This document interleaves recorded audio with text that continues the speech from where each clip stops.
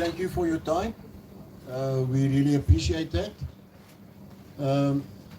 This is our Heritage Press Day, in which we would like to share with you what SUCO South Africa is all about, or Southern Africa is all about, and how we perceive our future.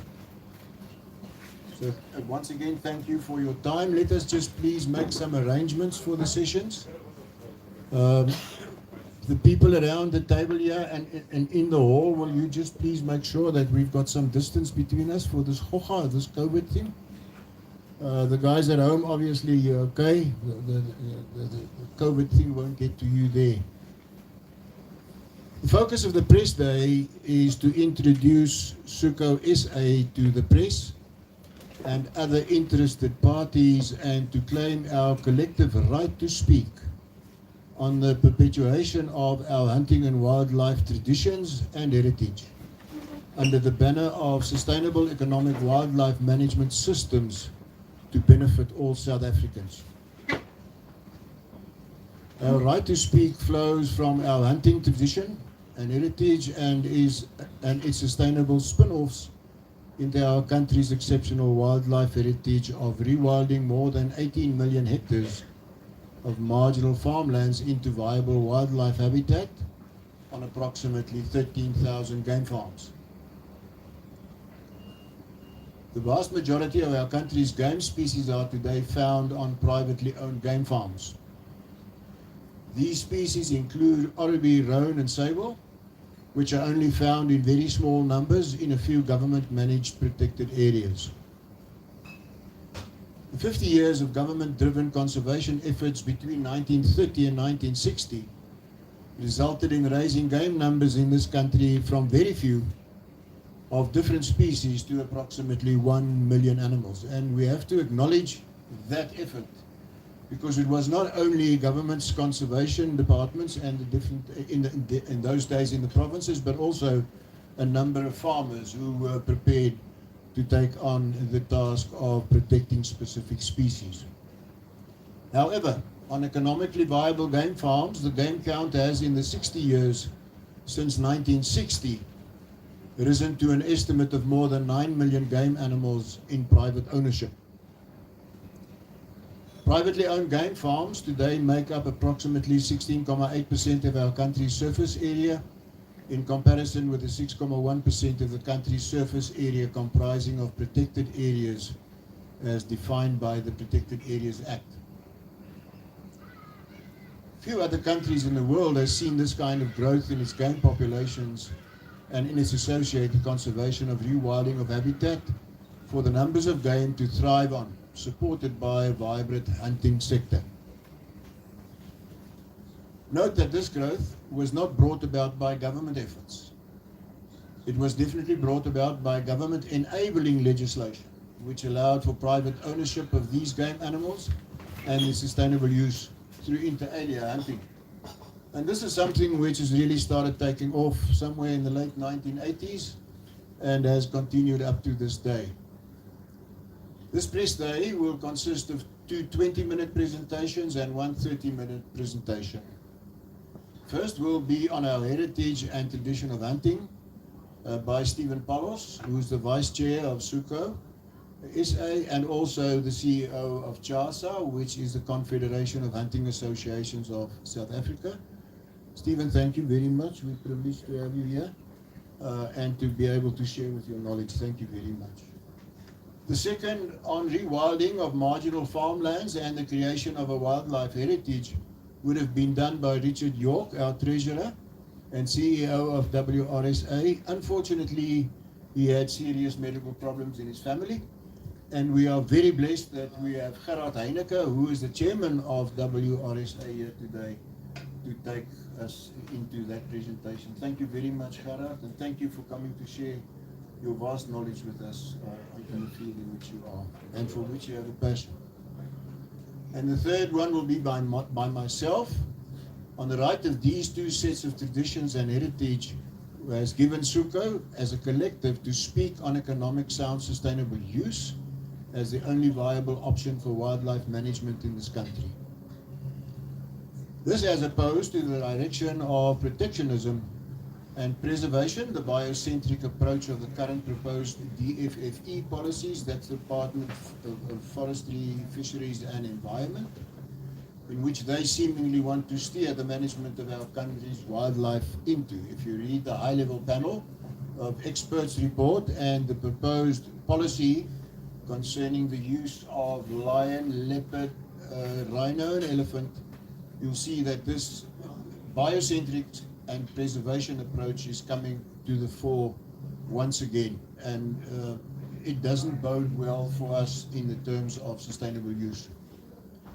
In short, that's the basics of the collective SUco endeavor we would want to convey at this Heritage Press Day, which then also becomes the first steps on the road we as collective have chosen to walk in making our voices heard.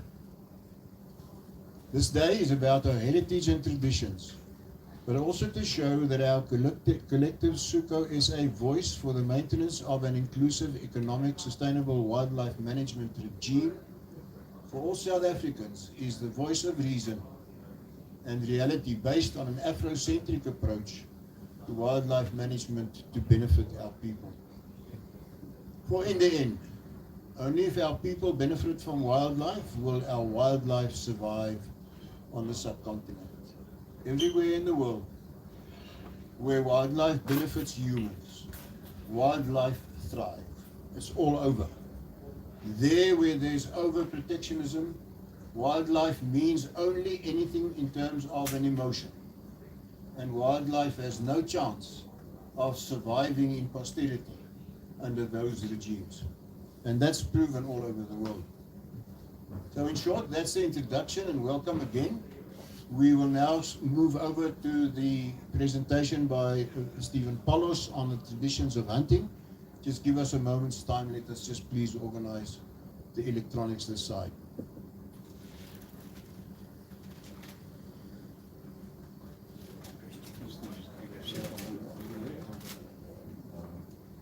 I just must stop sharing.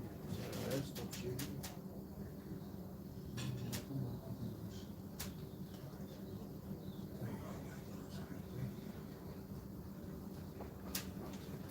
Ready for you? Look at us. Okay, just hang on. Just hang on. Let me just get there.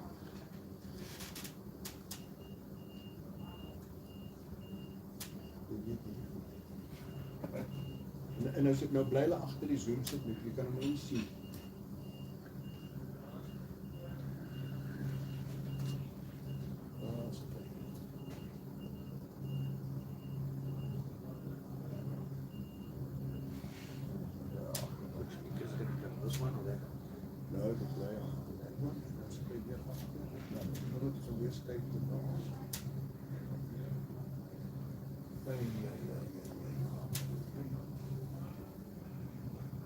Please bear with us, we'll be there now.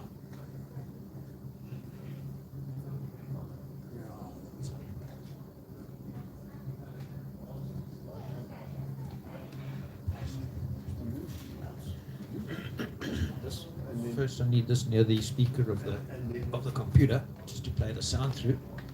Okay, speaker. Yeah, okay, just bring it. When you play the sound, just put the microphone close.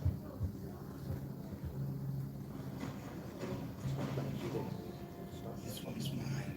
No,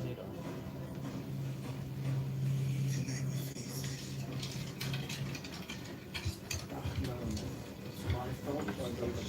Oh, sorry, just stop it. Let's go back. Sorry, Steve, that's my phone. Just grab it back. No, let's just see. Let's now start it all over.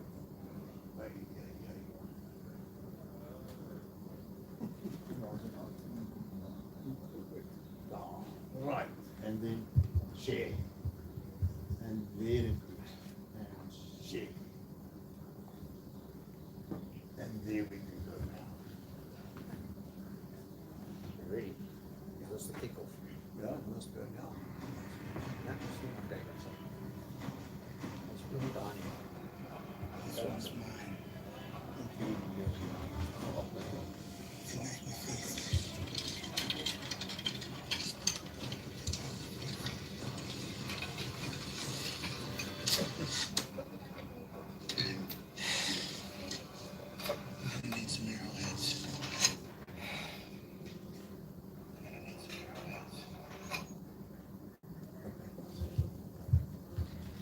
Right, sorry, that was just meant to be a little bit of an introduction. Going to need some arrowheads. Indeed, we are. That was our ancestors from some time ago, down a line somewhere, I guess. Thank you, Jack Black, for showing us the way. Where did we find the oldest arrowheads ever discovered from antiquity? And that was right here in South Africa. 61,700 years old estimate found in South Africa. Now, isn't that heritage? I'm Stephen Palos, as Dr. Herman Els introduced me. I was raised a hunter. Actually, my upbringing was obviously from my father and my uncles, and that was actually as a wing shooter, mostly because part of my heritage comes from the Cypriot Greek side, and that is a thing that is quite big amongst the Mediterranean community generally, is the heritage of wing shooting. It's quite common still in Greece, Cyprus, parts of Italy, Spain, and Portugal. So that was my beginnings of my hunting heritage, was as a humble wing shooter in my youth. But one of his other friends from his childhood introduced me to what I called real hunting at the time as a youngster, when I went on my first rifle hunt to shoot an impala. Back in the day, it was 1982. Now, that's something that is etched into my memory as now I'm into my deep 50s. And is this not the stuff of which heritage is forged? The things you remember from your youth and which you've carried from your father, from your uncles, your grandfather, and so on down through the lines. In this presentation, I can hardly scrape the surface of hunting heritage, but maybe just prickle a little bit of your interest in this short presentation. For those of you who do not have a hunting background, who might be watching this, you might be able to get some sense of just how deep and important the hunting heritage is in humankind. We're talking a period spanning right back to antiquity, hundreds of thousands of years in our current form as human beings, and obviously so far back that the oldest parts of it that we have found hardly even go back to the beginnings.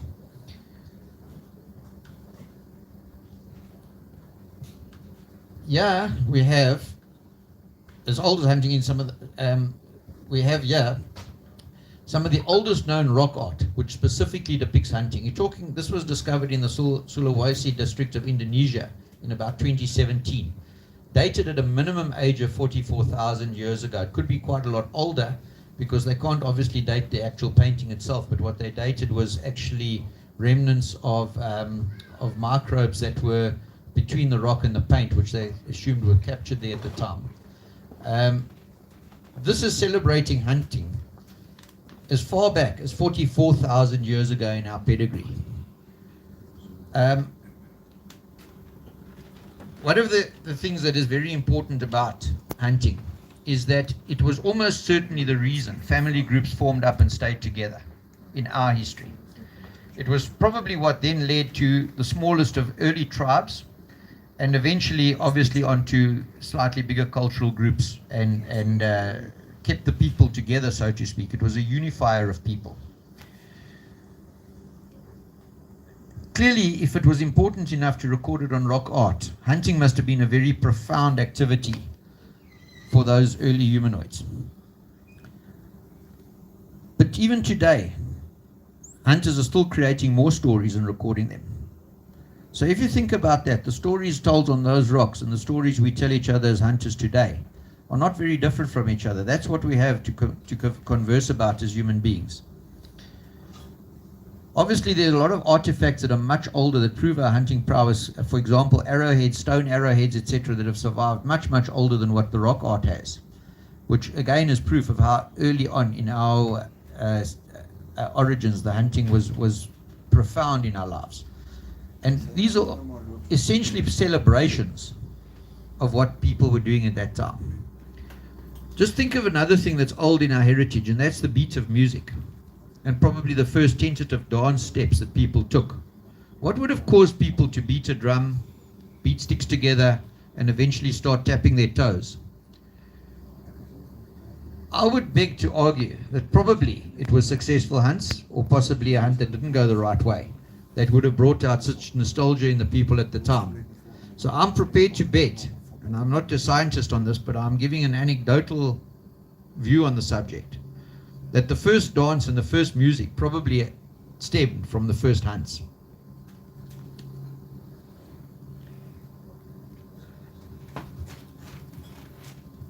By the dawning of what we would call true civilizations that were forming around the eons of the early Minoans, obviously the Aztec civilizations, the Eastern civilizations that were forming, hunting started to become a very central theme in humankind's life. Here are a few examples of how the ancients glorified hunting. So apart from our own heritage in the African context, I want to put this up before I get into that. And here we have from all around the globe the early heritage of hunting in terms of civilization. You've got North American there at the top. You've got a Greek Minoan theme there on the vase, probably Cretan. You've got the Persian theme. You've got the Central Americas there in the center.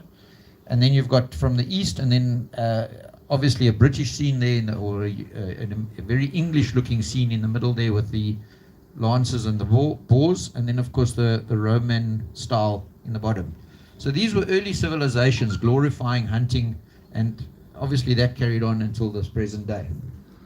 But every major religion, every major culture, every major creed had its hunting rites and their customs and their beliefs, all relative to hunting and the use and the sustenance that it gave. There were gods, there were fables, and the hunter was always glorified as the provider and the protector. Even in Aesop's fables, there's much reference to hunting and the glory of hunting. There's a famous opening verse of the poem Weideman's Hail, The Hunter's Salute, by Oscar van Riesenthal. He was an ornithologist and the Royal Forester of Charlottenburg, which was a part of Prussia and now Germany, until the late 1800s. And this opening verse of this poem appears on the well-known Jägermeister label to this day.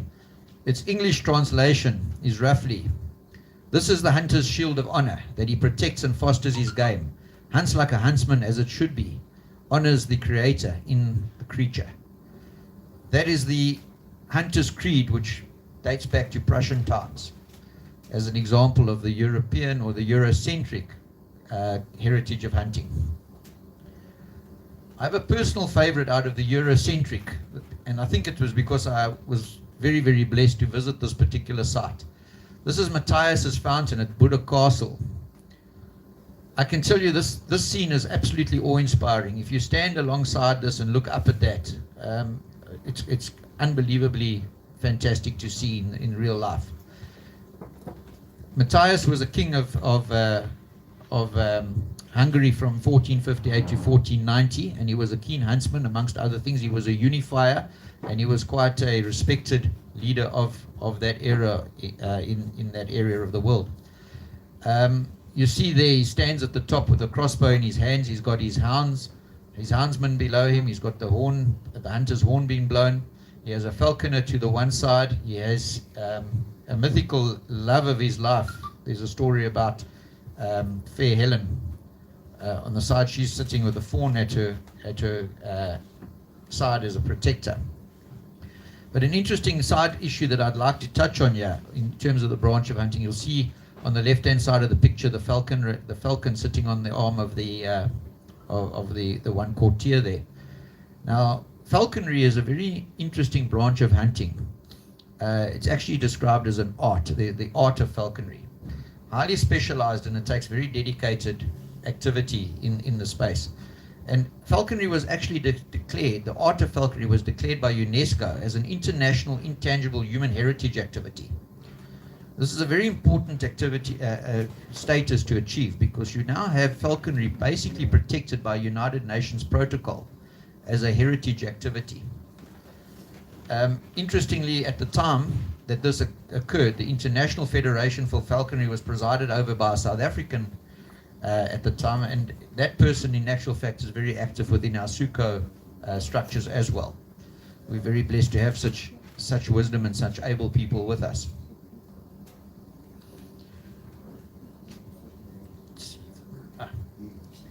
Now to Africa. This is where we are most interested. Obviously Africa, and in particular South Africa, is the cradle of humankind. So it was also obviously the cradle of hunting. It was from here that we emanated out into the rest of the world many, many eons ago. And obviously the most celebrated of African hunters remain our San people, Their prolific rock art obviously preserved much of their hunting prowess, but the fact of the matter is that they are still to this day amongst our best known hunters and active hunters, with many of their descendants still living their traditional lives in the Kalahari region, some of the most difficult regions of the world to live in, and very successfully carrying on with their own hunting traditions and working as guides, trackers, and even storytellers within the current hunting commercial sphere of things. There's nothing more exciting than to attend a hunt where San folk are part of the guide and tracking of that particular operation, and they do it on a very, very interesting and very sustainable basis. Obviously, the rock art is found extensively in Africa itself, tremendously so in the southern parts of Africa, which is believed to be the cradle of humankind, all up the east coast, and then there's pockets, of course, in the northern parts of Africa. It's odd that the west side is not prolific in rock art, but I would suspect that mostly that is because of a lack of actually exploration in those areas more than the lack of there actually being anything there. But of course, it wasn't just the San. In Africa, everybody was a hunter. Every single group, every tribe, everybody had an interest in hunting.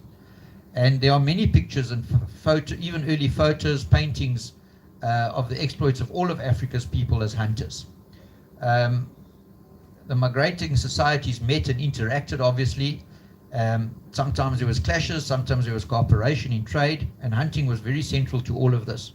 The early European explorers and missionaries sought hunting privileges from local chiefs and kings as part and parcel of their access into Africa at the time. And obviously this did take its toll on game at the time, because it was the start of, let's say, the market hunting mindset of the late 1700s and the 1800s.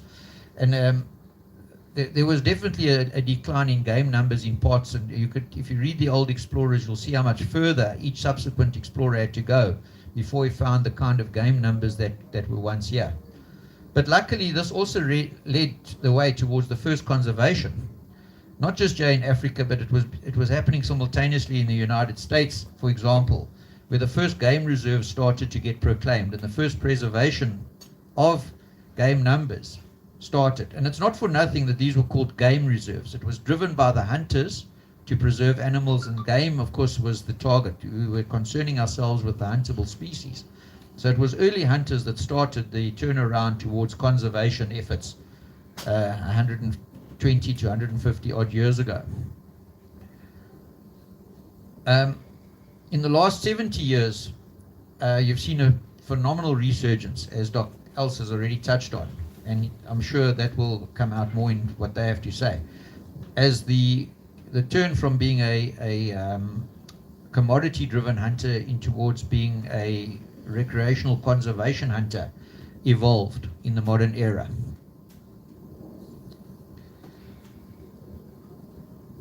Hunting heritage, of course, suffered amongst African people in this era as well, because you had the preservationist policies of the Eurocentric, mostly Western-driven, colonialist in nature type of preservation policies.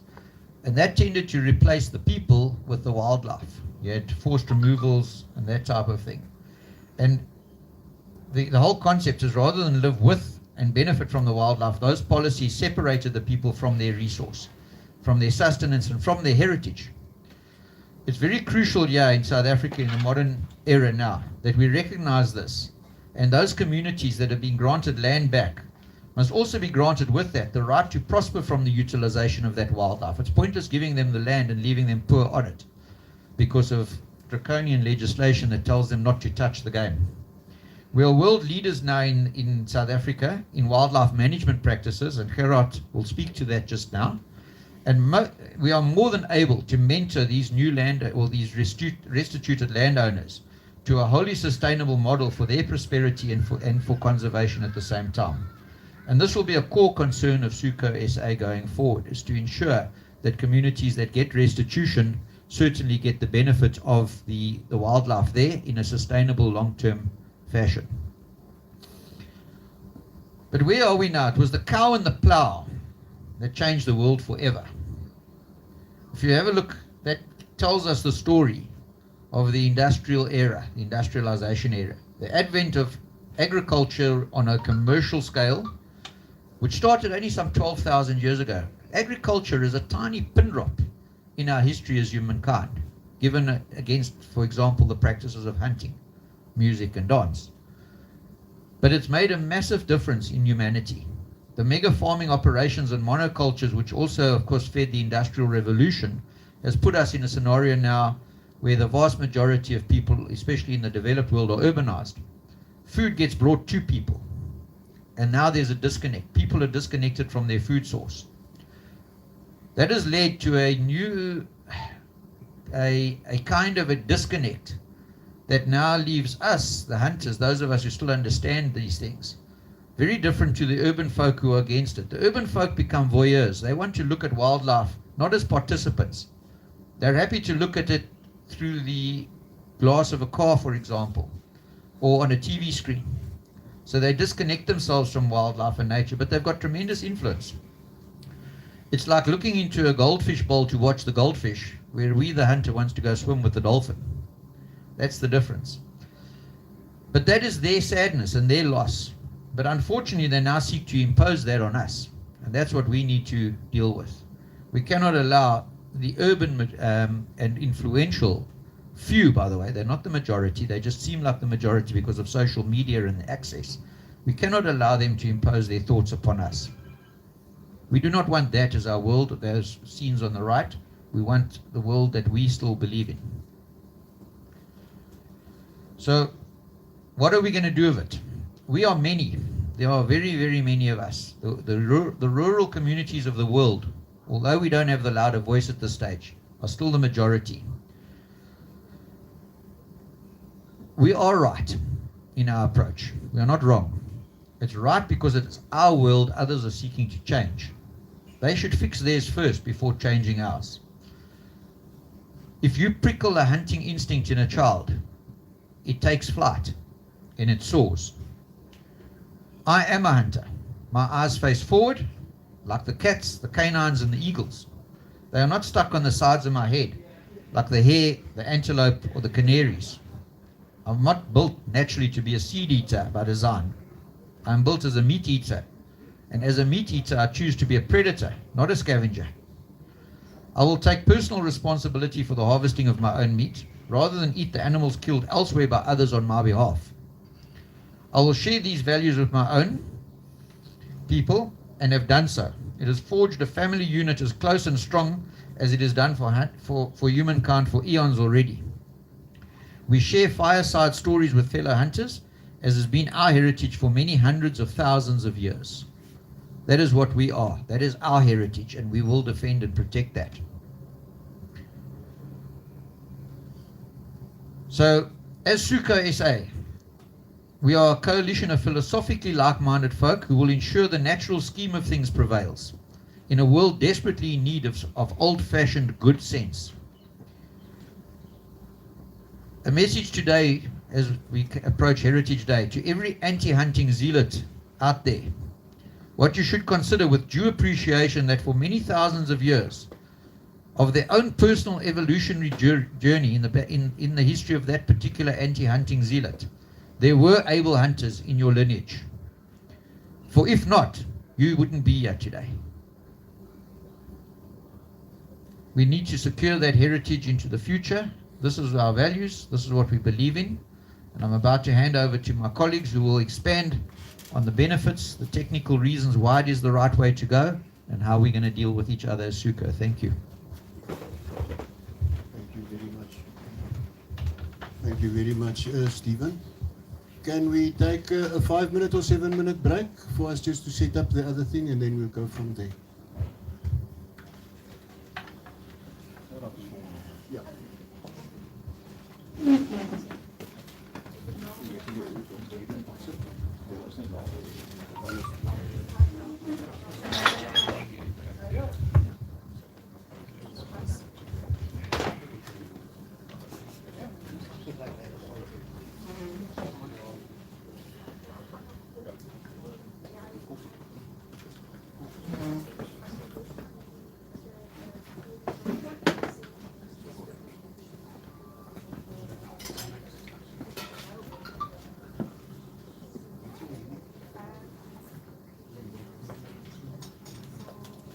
Jy lekker hard om praat.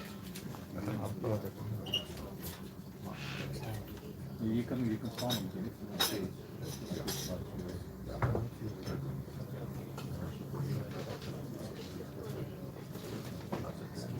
Hierdie is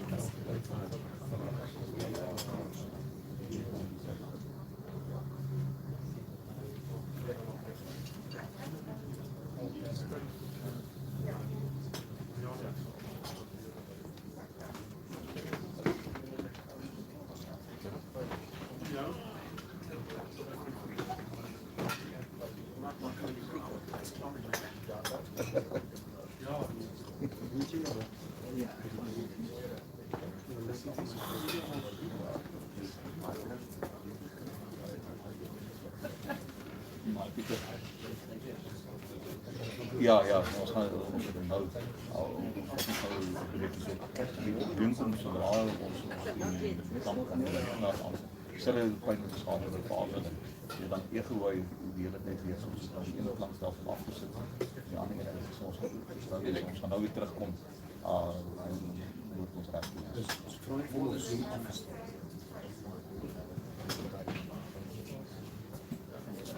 Ja. Can it be writing a test? Okay, ons doen op YouTube en I was quite intrigued myself because it was the first time I saw it. Ek gaan nou dit is net so bedaal dat dit is van nou dit is van ek tegnies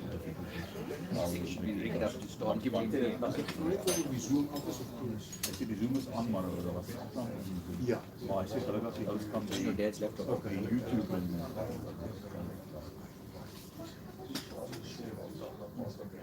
Yeah.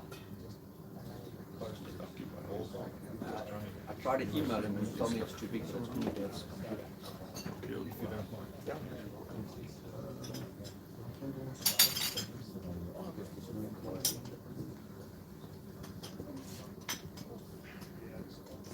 These presentations are also going to be on the internet somewhere, because then we can just also put it on Outlook. I think that is big. I think what we need to do is polish them for non-presented versions. Because sometimes when you have the context needs the conversation. But I'm sure. Yeah, because then I can send it out to all the. We put it on SUco's Facebook now, so they can link in if they want to. But because we're not sure that was for some people.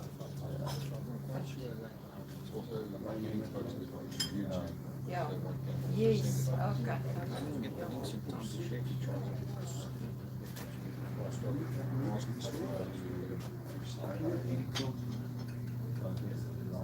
William Marsh stretched The link is on SUco's webpage now, if they want to just get it. he must be getting it because he's on the photo going there. Alma, kan jy my hoor?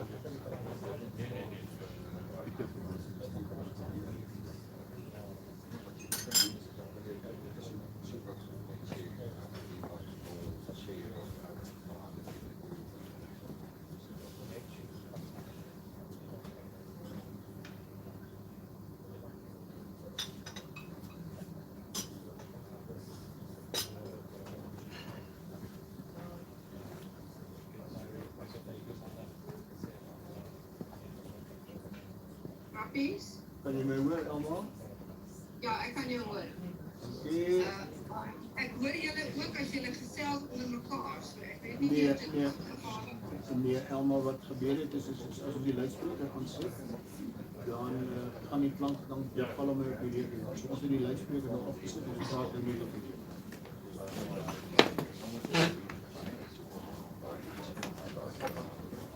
Sterkte, ek hoop julle kom reg. Nee, ons sal reg kom. I don't think it's a video.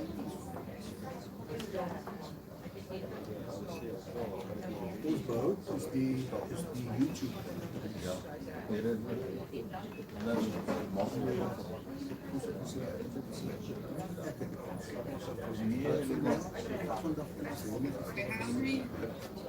Something on fire with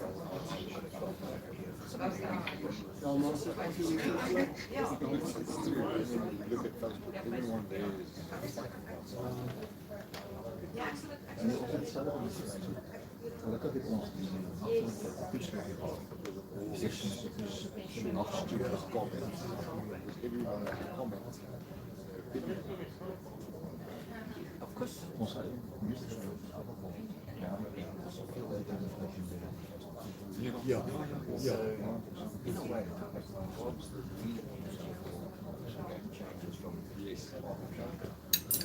Dus, ik denk niet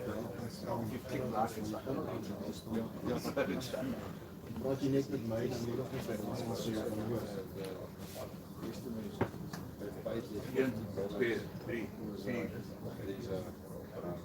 Elma, luister net voor ons of je ons kan hoor.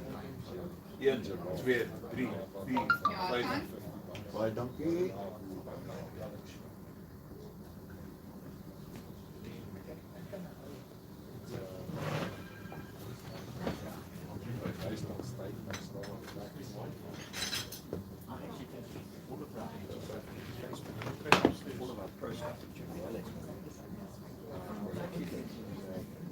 So jy maar 'n bietjie hard wees.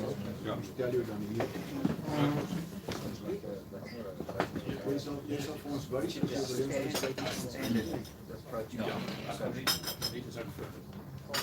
As je draait, voor de rest van de aangang.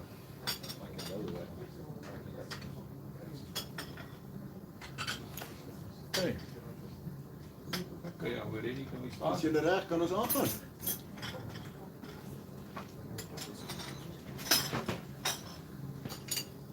Okay, good morning to you all, ladies and gentlemen. Thanks a lot for the opportunity. It's a real privilege to be here with you this morning and to present to you wildlife ranching in South Africa. I think it's time to tell the good story. It's time to hear the good story. And we hear all bad stories always, and some of the bad stories are always sensational. But I think it's time that we back ourselves in South Africa. We've got a wonderful industry. And I want you to go through with me through all these slides quickly. I know it's a short time, it's only 20 minutes, so we will run through quite quickly. But afterwards, I believe we will be able to answer some questions. Gerard, let me just, sorry, I apologize. Let me just keep the microphone on for the Zoom, please. No, it is. That's fine.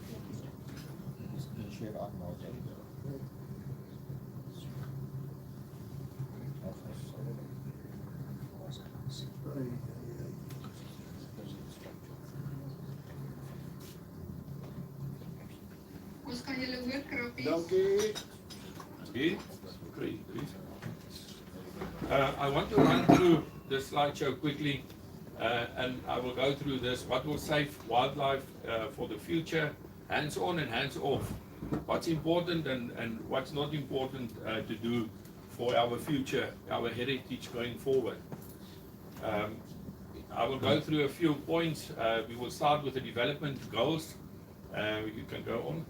The development goals, international development goals, there's 17 international development goals from the United Nations.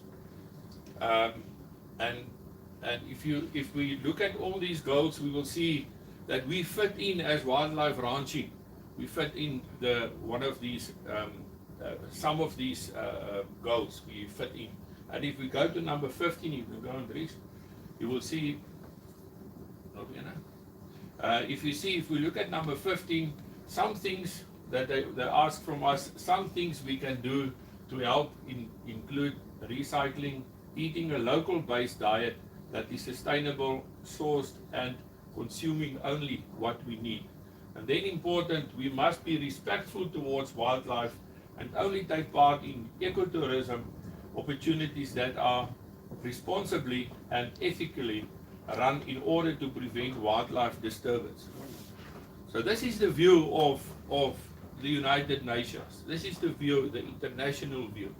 Now there's already 160 countries that signed this, and that will take all these principles through to their countries to work towards 2030.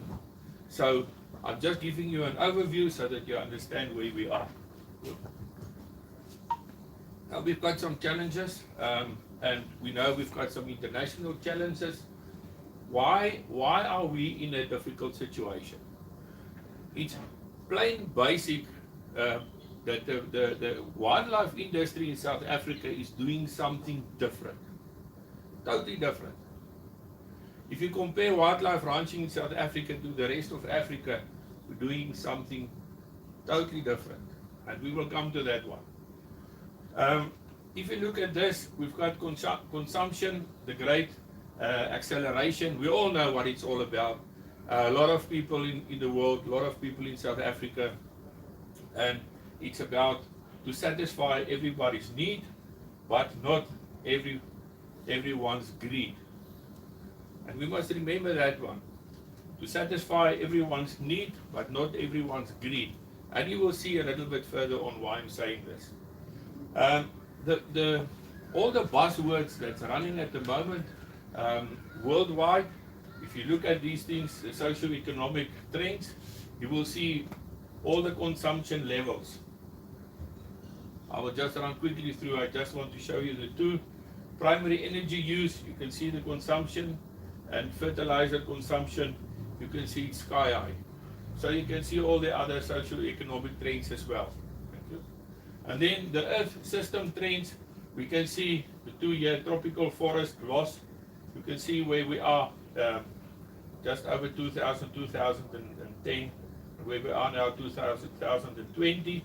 And then you can also look at the terrestrial biosphere degradation. Just look at that. Everything is going up, up, up, up. And that's the big concern. And that's the perception in the world. And that's why we've got the 17 principles to run towards 2030. And just to explain this is a very nice picture actually. You can see the economy on top. You can see the society there, and then at the bottom, the biosphere. And you will understand just now why I'm showing you this, because it's very important what we do here at the bottom. Okay. The other thing that's worrying is the other buzzword is the carbon emissions going up and up and up, and we need to take that down. That is a next big thing, or that's at the moment going on. And then we all know global temperatures. There's just to explain what's going on. The last few years since 1970 is going up and up and up, and everyone in the world is talking about that one. Okay? And then again, towards sustainable development, the more you develop, the ecological footprint per capita is bigger. South Africa is around about here. So you can see the African countries, we all down here. So the more you develop Europe, America, the higher it will be the carbon footprint to bring that down there. Yeah. And then we all know what happened with COVID.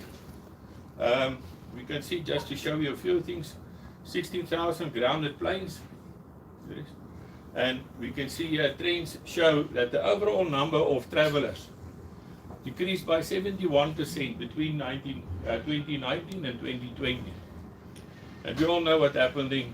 Instead of 21.8 million visitors, there were only 6.4 million. And that is to any country. That is terrible and dreadful. That is, you just want to run away because there's no money. You're not making any money, and we're in a very difficult situation. And then the other thing that's going forward, you will see there's 7.8 billion people at the moment in the world, and at the end of this month it will be 7.9 billion. And we can see the population growth. It's a real worrying factor. This will not disappear easily. If we look at Nigeria, Nigeria will go in 1950 to 800 million people. Only Nigeria. But South Africa, not South Africa, Africa, there will be a billion more people in the next 30 to 35 years. Thank you. Greg, if we look at how we must position ourselves, now, recently we had a high-level panel discussion about the 5 iconic species, and we will look a little bit into that. So again, we will ask the question, what will grow the wildlife economy, hands on and hands off? Let's have a look.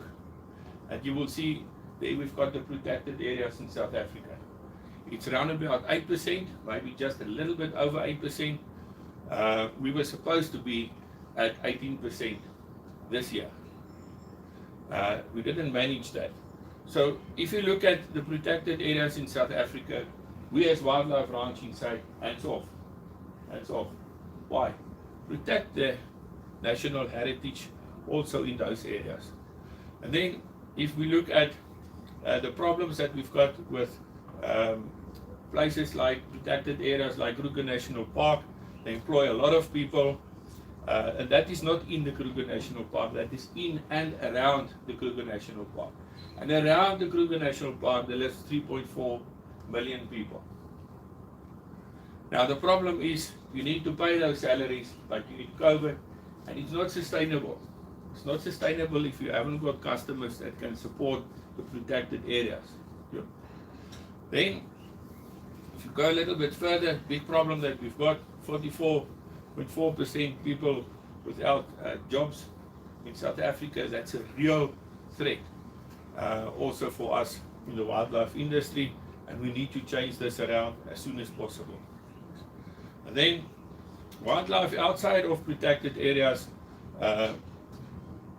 has to compete with the other agricultural sectors. You can see them here, so a lot of them, and then you will see that wildlife ranching in South Africa, we're not included in this. We're excluded because we're not government, we're not recognized as agricultural commodity at the moment. So we're not even part of this. So we need to go and earn that spot for ourselves and for our heritage going forward. And then if you look at new studies coming out, we are very excited about this. And we want all of you, national, international, to have a look at these things coming out within the next few months. What's the difference between the single land use and if you look at the diverse economy portfolio that we use in wildlife ranching, you can see the different growth. It's 2.7% return on your investment, and on a single land use, it is a 3 to 4%. Jobs, it's per 100 hectare, it's 0.3 for a single land use, and for the diverse economic portfolio, it's 2 to 7%. These statistics will come out now. The problem that we've got, the marketing that we do and the science around the wildlife industry is still new. And we need to put this out for everyone to see, because this is what's making the difference going forward and to protect our heritage. If you look at this, you're already at 17.9% wildlife ranching in South Africa. Now remember the 8% of the protected areas, and remember then the United Nations, the 17 principles, they want to move to a 30% protected areas in 2030, 30%. So if we combine, and that's what we're saying to government, if you combine that and you acknowledge the good work that you get in wildlife ranching, and you put that with the 8% already, we're almost at 30%. Guys, acknowledge us. Acknowledge what wildlife ranching is doing in South Africa. Acknowledge the spot. This is very positive. This is one of the best models. It's the best model for wildlife ranching in the world, not in South Africa or in Africa, in the world. Okay. Then we've got the pillars of an agro-ecological certification scheme that we're busy with. This one is coming out, like I just said. Must have a look at this. This will explain a lot what we're busy with. And we need to clarify, quantify what we're doing in South Africa. Okay? If you look at this, next one, look at this. If we want to grow the wildlife economy, we need to outperform other land use options. And if you think back now earlier, remember what I showed you, the how many people we give jobs and what we do and the growth that you can get in wildlife, it's something to think of. Because we can do this on marginal land. Some of the areas in South Africa, most of the 17.9% is marginal land. It's not productive land. So we can even enhance this and take it to another 10 million hectares where we can put wildlife on marginal land. That's the real possibility and positive out of this. And then just a few slides, if you read this, 97% of Orobi are found on private owned farmland. Now think for yourself now back to what is the main aim. The main aim of the 17 principles is to do rewilding, is to create bigger protected areas, to move towards 2030 to a 30%. Remember that one, and then we go back and see what wildlife ranching is doing. Remember, we work with soil, water, and air, and then we work with animals. So if we're not careful with the biodiversity and the habitat protection, then we're in trouble. So actually what I'm saying to you is that you protect the habitat and the whole biodiversity from bees, reptiles, animals, plants, shrubs, grass, everything on your property. And that is the real benefit. And that is what we're already doing in South Africa. And that is what we're proud of.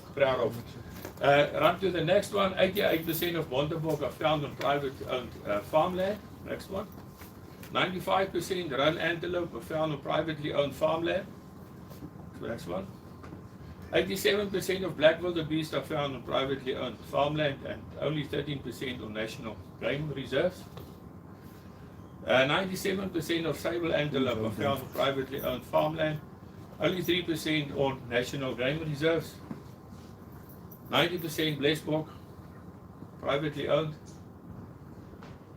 65%, might be 60%, I'm not sure about that one now, found on privately owned farmland.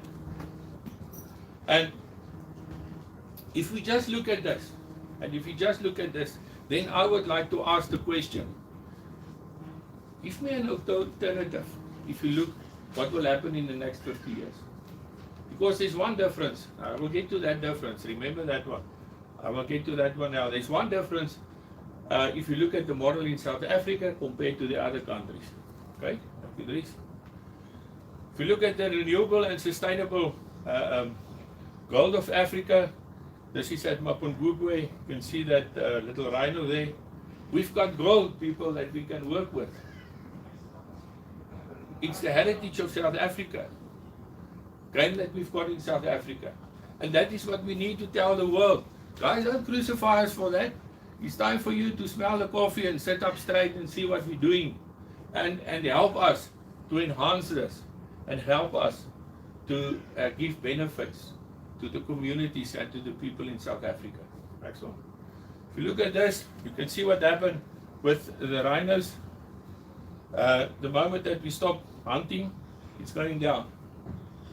The moment that you stop hunting, it's going down. Okay, let's go next one. Then it's also important for us, like the extra 10 million hectares that we want to do in South Africa. We want to create opportunities for the communities, for people, and we need to transform the industry to the next 10 million hectares. Also, we must transform our businesses.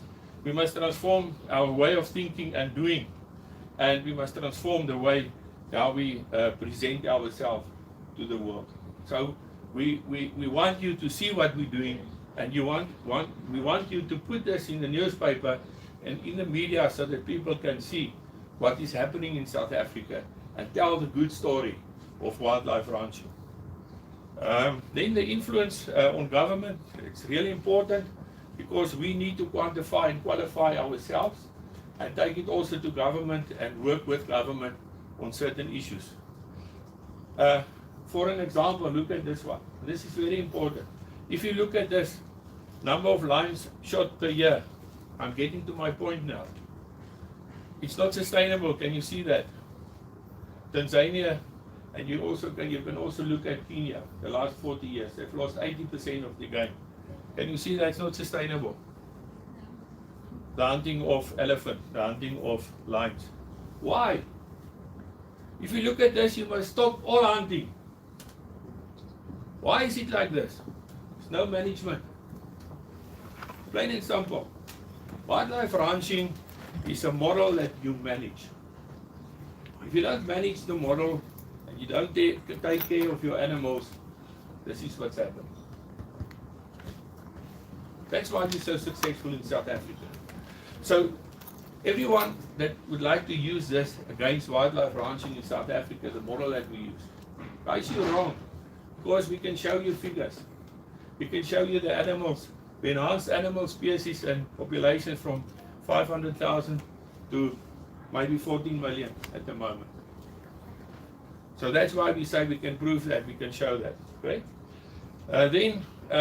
Just to show you members of CITES, if you look at the green areas, they're all members of CITES. And if you look and if you can enlarge this, you will see all the small islands here. You can see all the small places. Everyone has got a vote at CITES. 183 countries. Next one, Dries. If you look at this, the only countries with rhinos, you can see them there. And most of the rhinos, you will find only here in South Africa. Then we vote at CITES. You don't understand what we're doing. We're saving these animals. But you're killing us if we must vote at CITES. We're killing the trade on rhinos and rhino horns. It's a renewable product. We need to do that. This is Africa. It's not Europe. It's not America. It's Africa.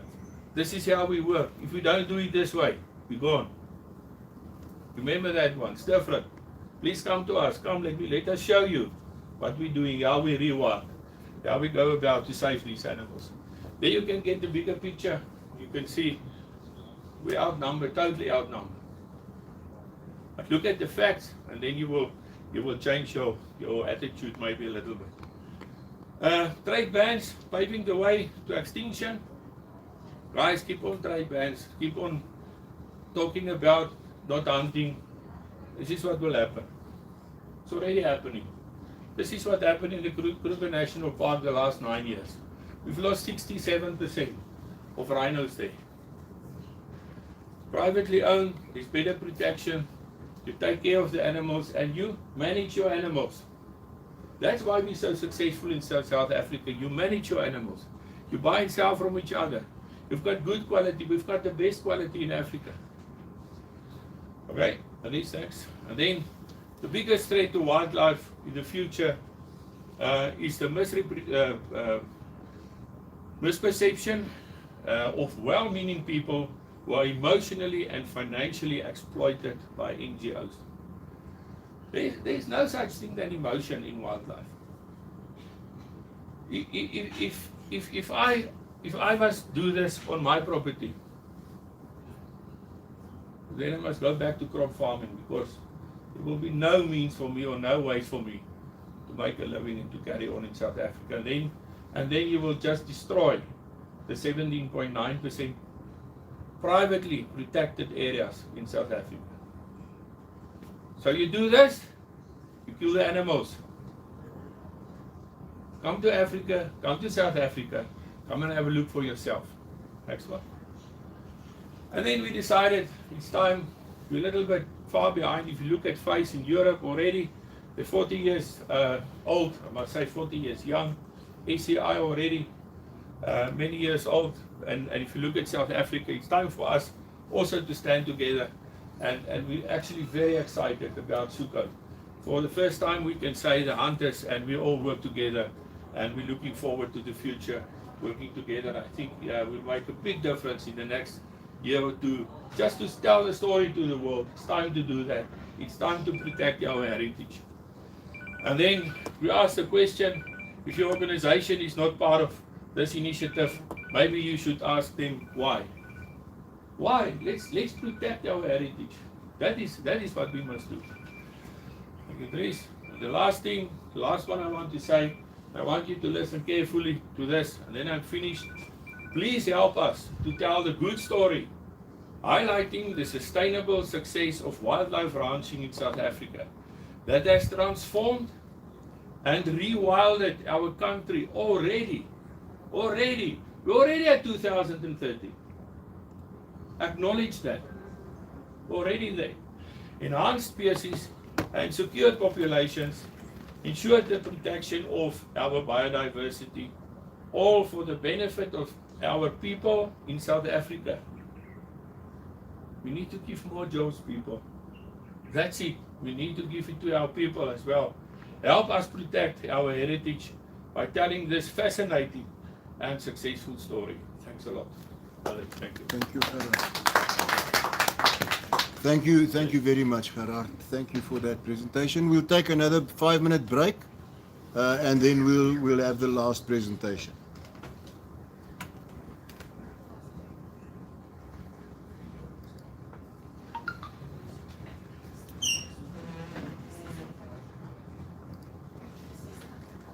Okay.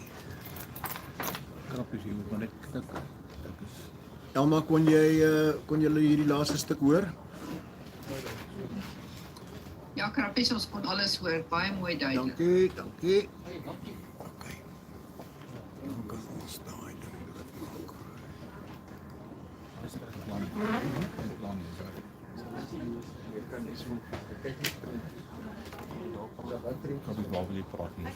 Ek gaan net hier so sit.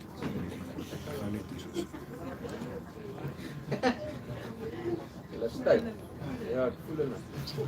Jenny, jy moet hulle bietjie brei ook. En brand vir die planne ouens. Dankie. Net hier met koffie. Ja, dankie. Stoel sit net met. Dankie hoor.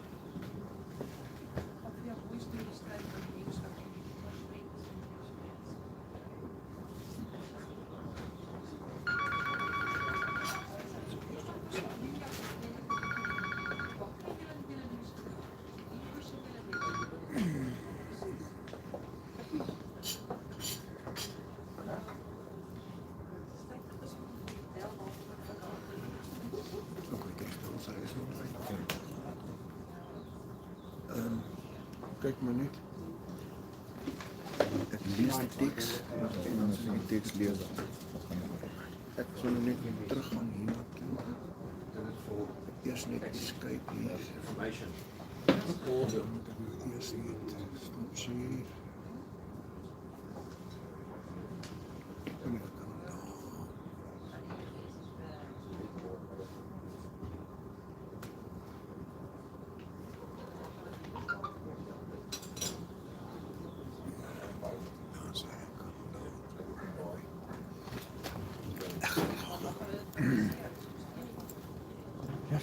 Steven, jy het mooi gepraat, ou, baie dankie.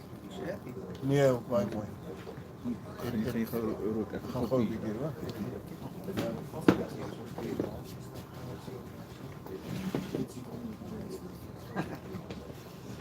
So you're going to be the bearer of that? No. I'm just going to say exactly what you said in Wisconsin.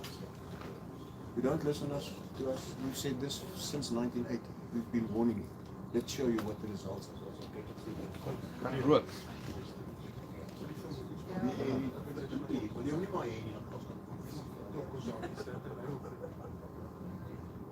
My views is skielik wat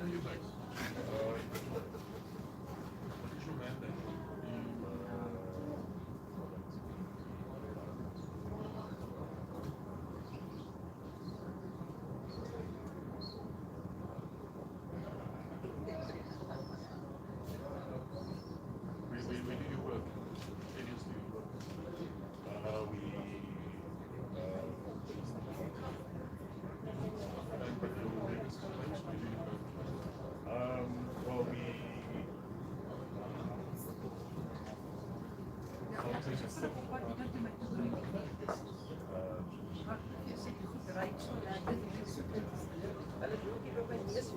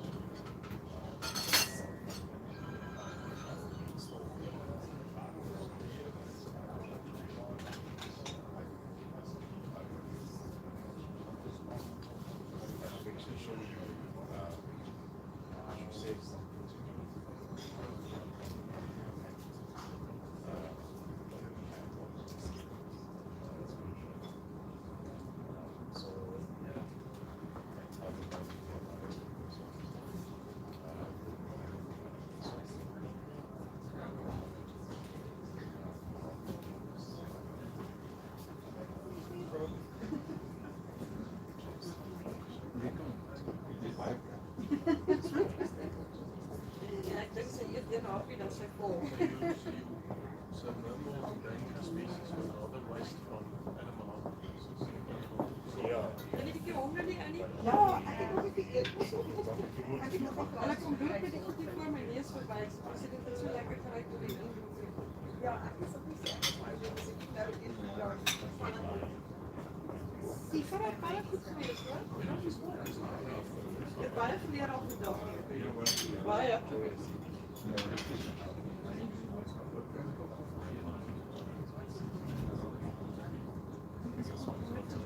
Ek dink ons moet meer sulke goed hê. Dat jy dit op die lyn.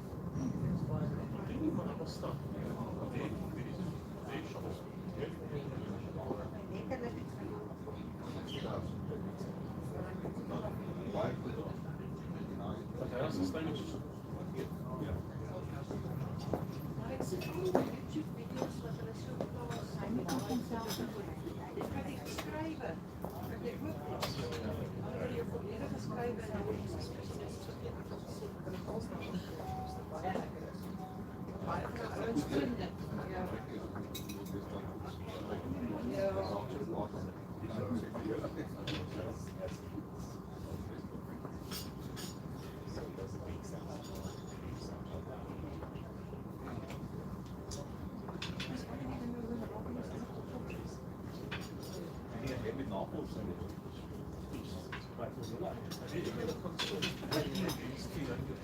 Jy verwys nou dat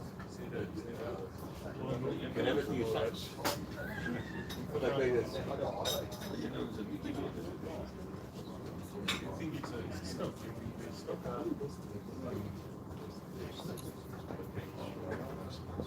Krappies, is julle daar?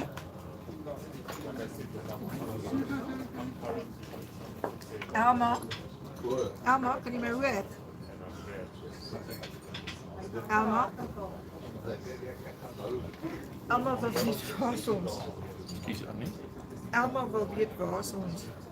So street ernstig. Gaan nou regtig nie kan. Ja, ek gevra. Maar ver maar hulle moet doen. Ek gevra as tot wel.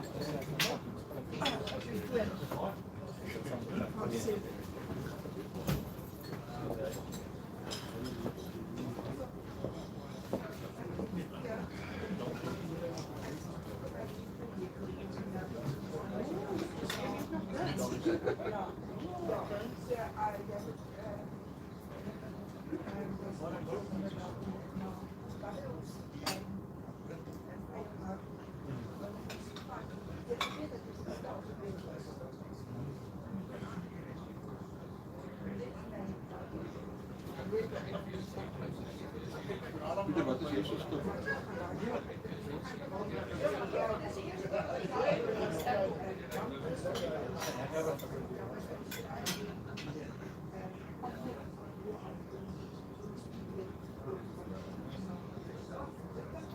Maar as jy nog hoor, nie dan van hoef kry nog hoor jy dan met hierdie straf.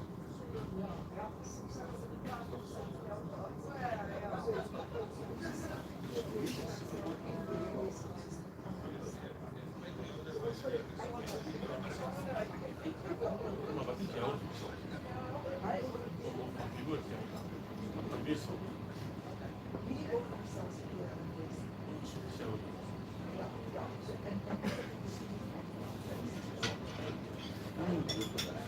Je noemt het celebrating.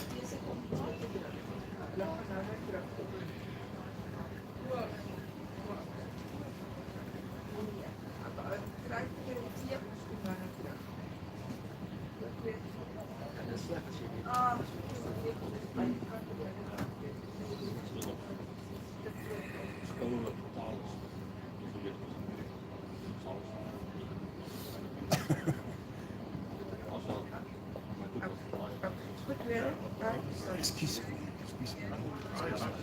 Almal het gewonnen was almal. Nee. Dat was nog niet 3 op die andere het afgevallen. Hierdie man, ek wil hier niet onderuit met hom voer en ons moet jou skiet. Een klein kind skiet, want hy is 'n toerbewoner. Ja. Geneesheer. Hy is 'n inheemse geneesheer saam met Pieter. Ja. Ons sal dat Henny dit vir ons doen. Ons sal met Henny praat. Of ons doen dit hier of ons gaan na Henny se ateljee toe. Ja. Praat met ons praat. Ja, ek het hom gesê, ek gaan dit doen en ek wil so klip hê. Ja, nee, Pieter het gevra om ons sê, wees by ons, asseblief doen. By ons. Goed, ek het net vir almal gesê. Sê vir Elma, ons gaan nou weer begin. Kerels, kan ons weer begin asseblief? Julle dink daai swepe geraak? Vanaand kyk julle na. Ek is een van die stigterslede van hierdie projek, Friends of Boston Roberts. Ja, Ons gaan hierdie dam skoonmaak. Ja. Ons gaan die biodiversiteit herstel. Ja. Ons gaan al die pylers wat hier inkom probeer verwyder Ja. ensovoorts. Jy sal vir my laat weet, ek stuur dit vir ons lede, ek is deel daarvan. Ek en Nadia sal kom. Kyk, goed, ek sal julle lede vir vertel om lede te doen. Dis geen man, Wat is nou? kan mos nou nie wees dat hierdie ding nog steeds lou is. Hy moet ons laai hier. Laat ek hom laat. Hierdie video is nou al 37, 30, 31, 60, 68 keer geshare op Facebook. Wat er ene? Hierdie live streaming is 68 keer geshare op Okay, Facebook. fantasties. 3 stel vat hy, dankie. Weet ons. Jy sien hierdie laptop, nee, is so grand. Maar omdat hulle ons so plat maak, moet jy nou hierdie ding insit. Nie oomblik as jy hierdie ding insit, dan vat jy soveel goed weg. Ja. Dis reg. Right guys, can we start?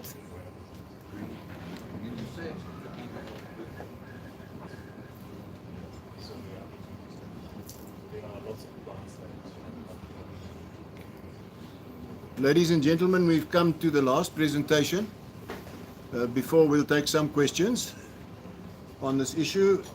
And this is about our right to speak. We have earned the right to speak. You've heard Stephen Paulos saying that we have a right as hunters because that's where we come from. You've heard Gerard Heineke to say that because of what we've achieved in wildlife ranching in this country, we have the right to say, and we have the right to be included when policy decisions are taken in terms of wildlife in this country, and not to be excluded. To us, the biggest threat in managing our wildlife and ascertaining the sustainable use and continuance of the numbers of wildlife in South Africa is the green agenda.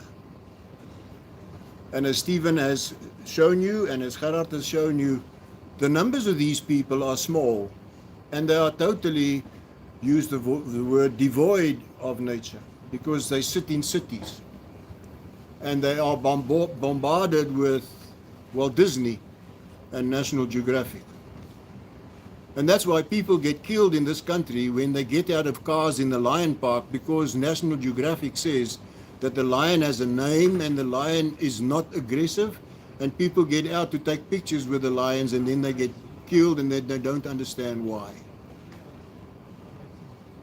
The wildlife is in this country, and the record of this country in terms of preserving and protecting and growing wildlife is phenomenal.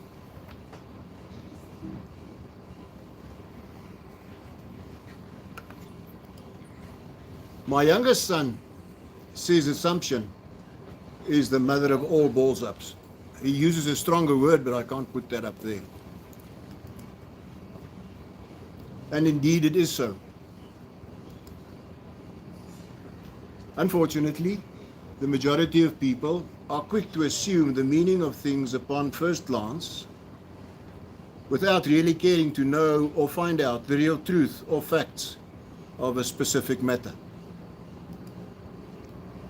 The assumption: burn the piles of ivory stock to show the world and the black market that ivory is actually worthless. In Kenya, they burned 12 tons in 1989 and 15 tons in 2016. That gives you 27 tons of ivory burnt. Yet on the black market, ivory sells for $1,800 per kilogram. 27 tons of burnt ivory, which is a loss to conservation, and that's just the ivory, forget the elephant, is somewhere in the region of $48.6 million. That translates into roughly 695 South African million rand. Conservatively, on average, a tusk of an elephant is 40 pounds. It's very conservative because they go from 20 to 100. So let's stay, for argument's sake, at 40 pounds per tusk. If you look at the tusks on that picture, you'll see that they are most probably heavier. The tusks of one elephant could thus represent 80 pounds of our ivory. That means the 27 tons of ivory represents more than 744 poached elephant. The burning of ivory constitutes one of the biggest crimes ever committed against conservation, with utter disrespect for the lives of 744 elephant, which had to be killed to get to the ivory. We have it on good authority that Kenya and the DRC got the money for that ivory from pressure groups and green groups in America. In other words, it was not just a question of burning, and that Kenya and the DRC had the initiative of burning this, but it was because of green pressure from Euro-American centered animal rights groups. The disgrace continues. Scales of one mature giant pangolin weighs 3.6 kilogram. In the DRC, they burnt 1.2 tons of pangolin skins. That gives you 333 animals. The question is, where's the respect for these animals? And what did you achieve? You did not close the black market. All that you did was you made the syndicate bosses more and more wealthy, because it means that the stock which they have in their possession is worth more. On that picture is 81 elephant. You can take my word for it. 744 elephant is 9 times that picture. But actually, it's most probably 744 elephant of that size with the tusks. Because in the picture we have babies or then calves and mothers, cows with smaller tusks.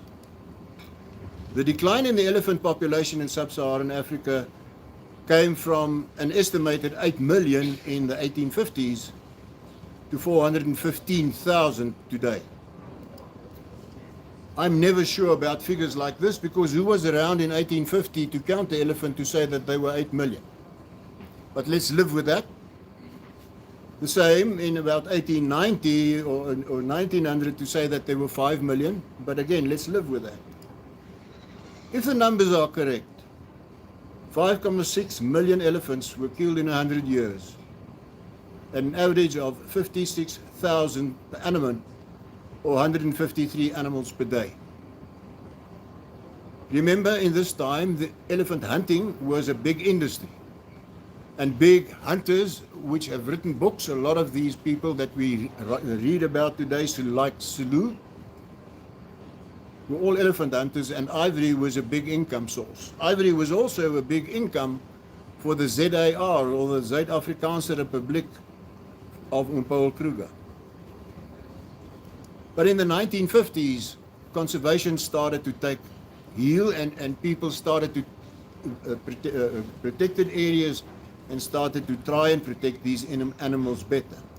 But in the 70 years between 1950 and 2020, we still lost nearly 2 million elephant due to poaching. In that 20 years, between 1960 and 1980, we lost 600,000 elephant at an average of 20 animals per annum, or 55 animals per day. And between 1990 and 2020, we lost 185,000 elephants due to poaching. 12,300 animals per annum at 33 animals per day. So if you want to come now and tell us that ivory is worthless, I think it needs a rethink. Says the International Union for Conservation of Nature, the IUCN, an international body comprising of many highly intellectual scientists who had compiled the report in 2020. They say that there are around 450,000 elephants in total in Africa today. Savanna elephants have declined by 60% over the last 50 years. That's 1970. Savanna elephants are the elephants that we get in South Africa, or you'll get in Kenya or Tanzania. The forest elephant are the elephant which you get more in the forested areas and the wooded areas of Central Africa, and they say that we lost 86% of those animals in the past 31 years from 1989. And apparently the reason for that is that the ivory of the forest elephant has a pinkish hue, and it is also much harder than the ivory of the savanna elephant, and therefore carves easier. If you want to carve it, it works easier. They go on to say several African countries have led the way in recent years, proving that we can reverse elephant declines, and we must work together to ensure their example can be followed. Unfortunately, they don't say where these countries are, who these countries are, whose example must be followed.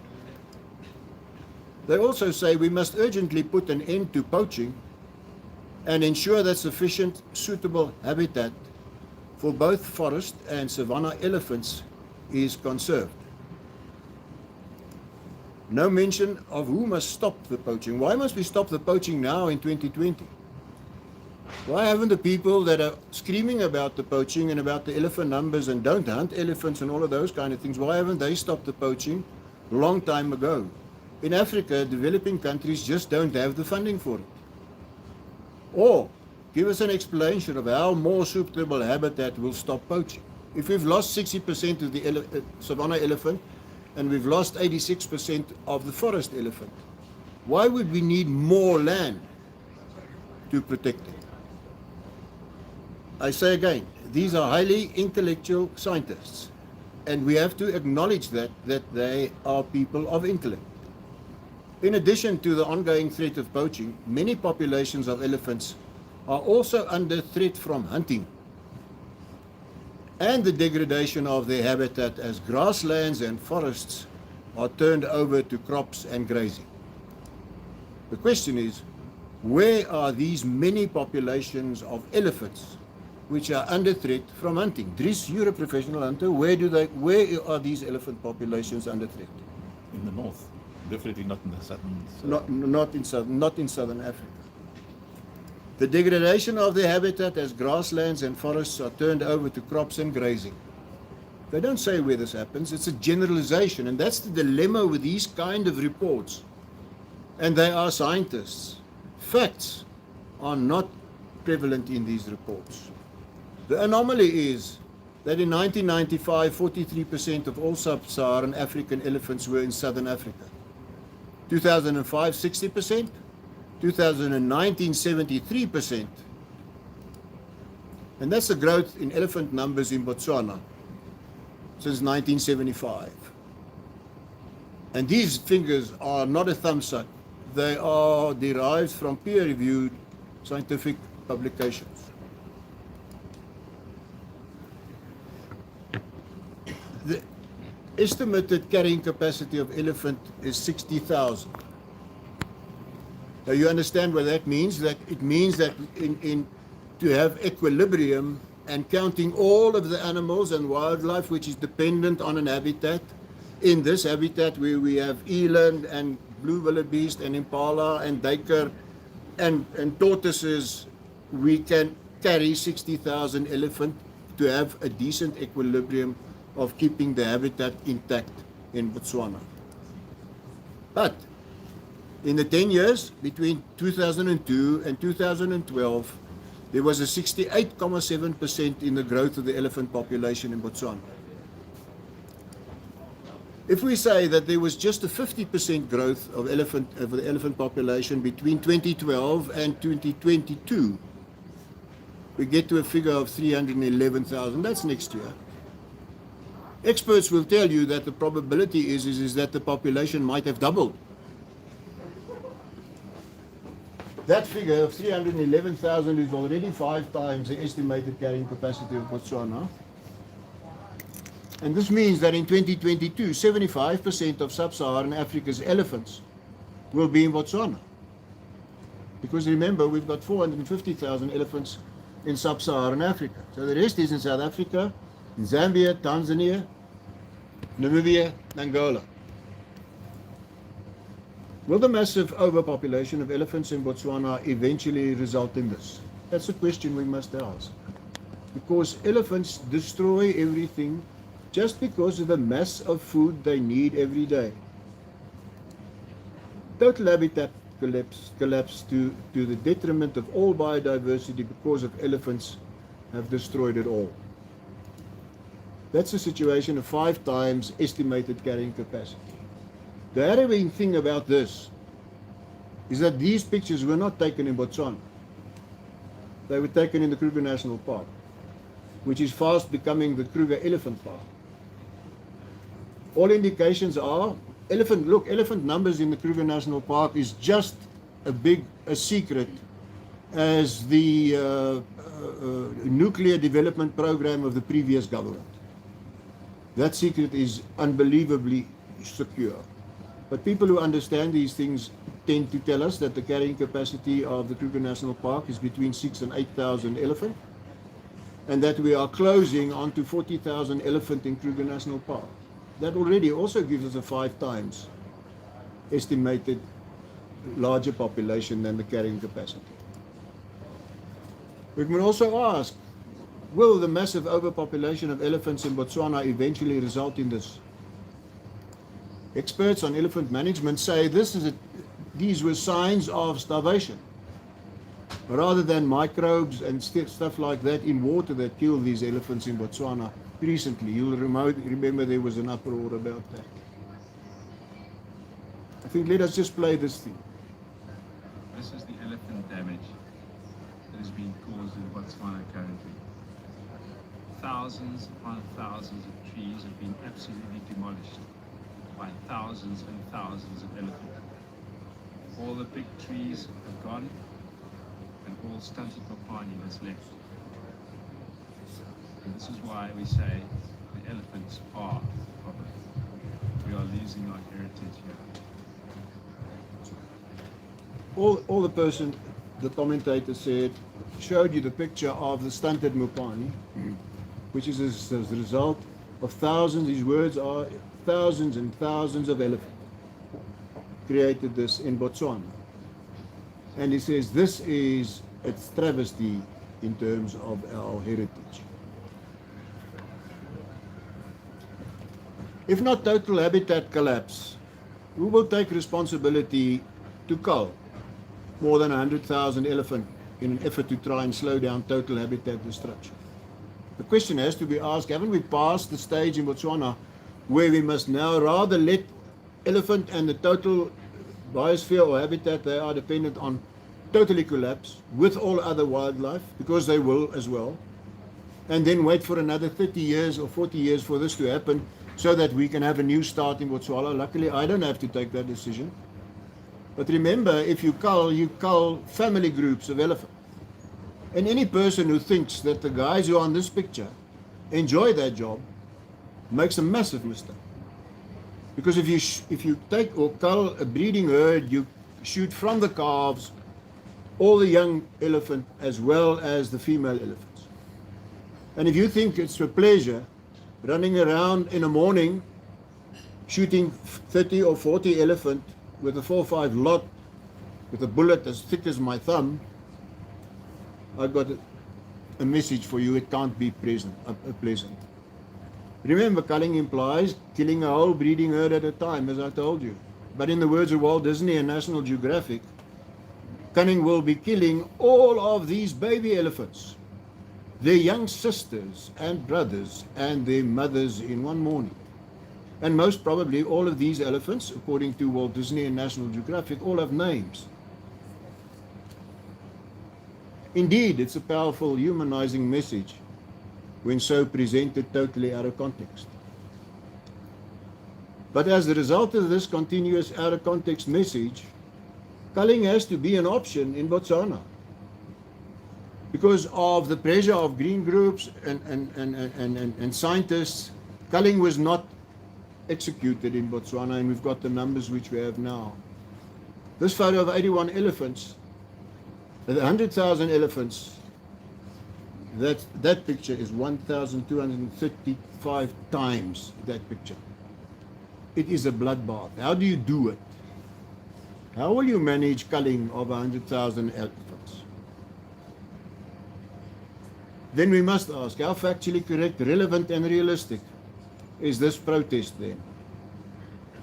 Granted, this protest was against trophy imports into Britain, but it's part of elephants.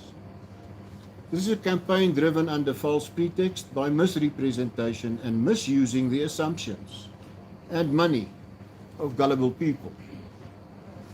It borders the ridiculous and could eventually possibly be described as criminal. Why criminal?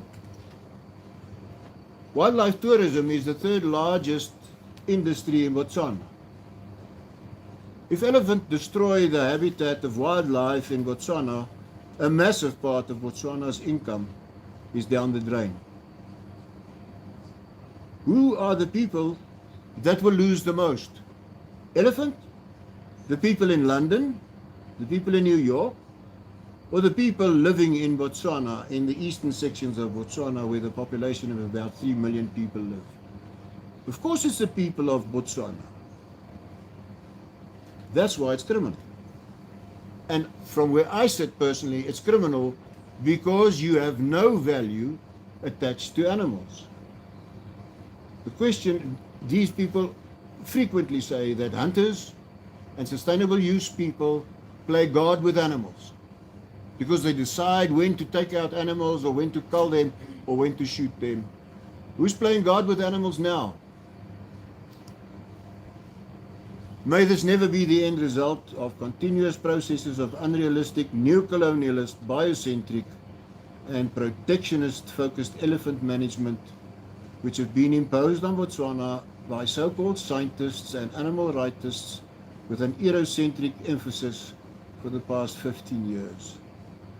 In this country, we are a little bit okay still, but if the Kruger National Park is being managed and continuously managed in the manner it's done now, we might have the same situation there.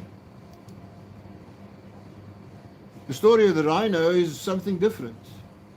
Very hard work by Dr. Ian Player and his people down in Tlotlo and Omfolozi in KwaZulu-Natal in the period 1950 to 1960 brought back white rhino populations from about 100 animals to 1,000, 1,200.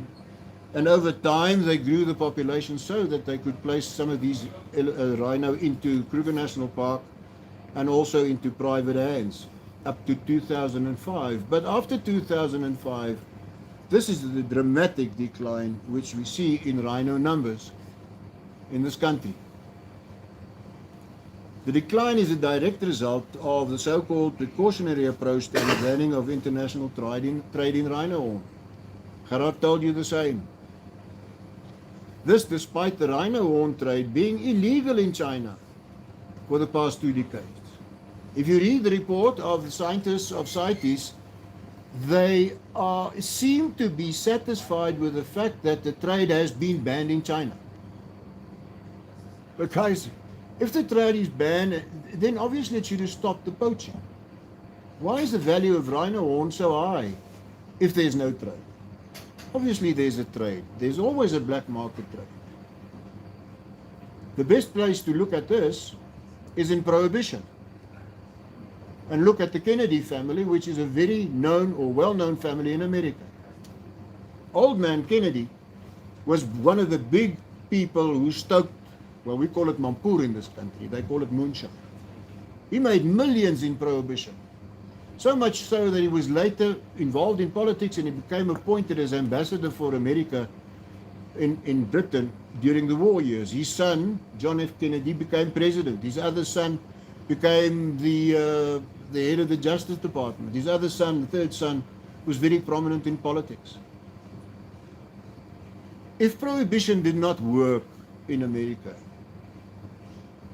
why would banning the trade of anything work? The IUCN Specialist Group on Rhino indicated these numbers of rhino in 2015, and you'll see that the vast majority of rhino are in this country, or were in this country in 2015, 90% of all white rhino and 36% of all black rhino.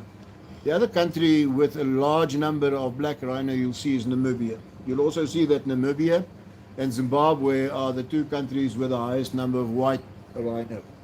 But the vast majority of rhino is in this country, and the reason for that is wildlife ranching and the fact that rhino are in possession with people on wildlife ranches, and we must acknowledge it, that the program in Kruger National Park was fantastically successful. Yet, after the trade ban in 2009, this is the result. More than 8,300 animals were poached with a total loss of 32.3 billion rand just in the horn. We must calculate the value we lost in the lives and in the animal itself. That is never calculated. And we must start calculating that. In 2018, one rhino was poached every 8 hours. The end result is that the absolute majority of white rhino in South Africa are now in private ownership.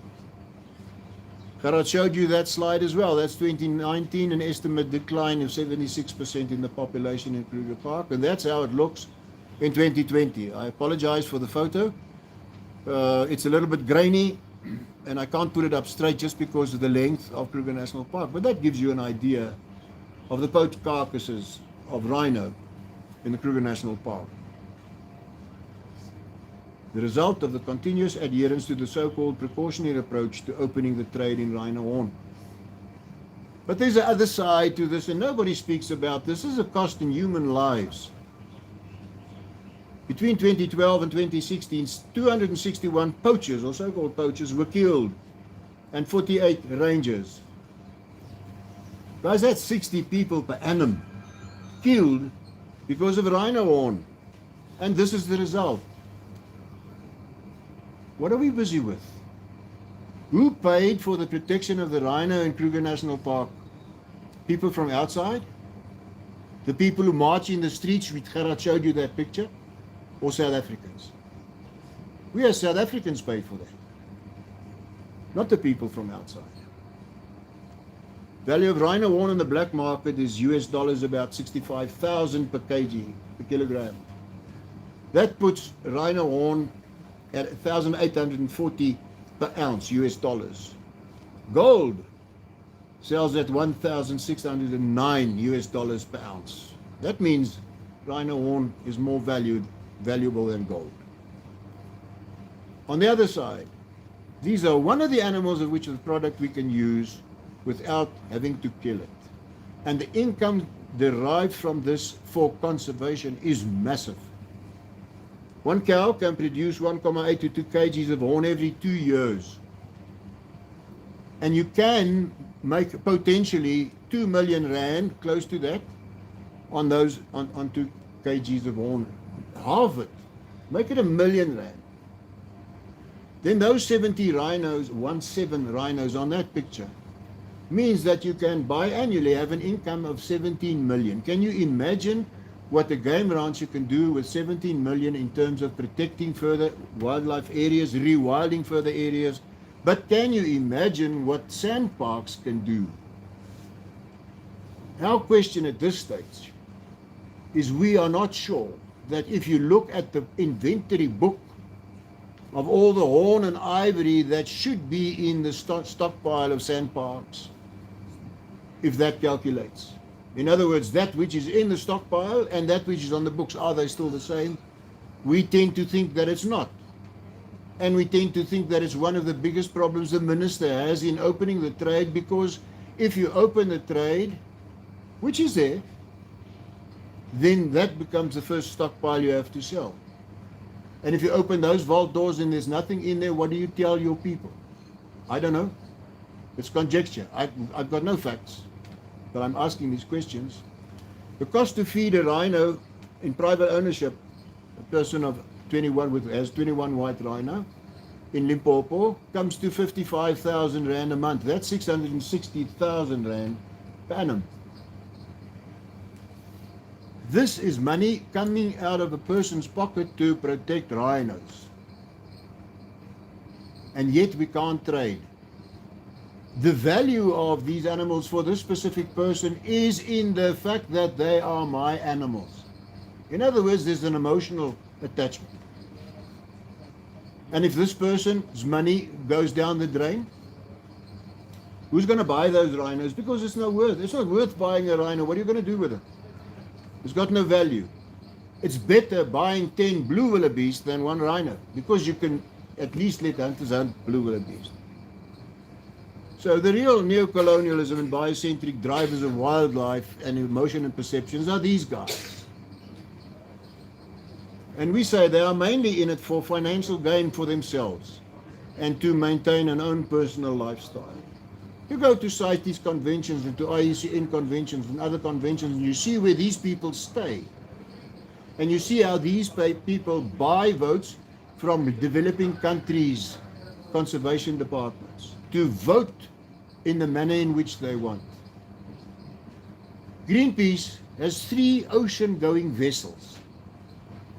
How much does it cost to buy an ocean-going vessel and maintain it with a crew on it to go all around the world? And what do they achieve? Nothing.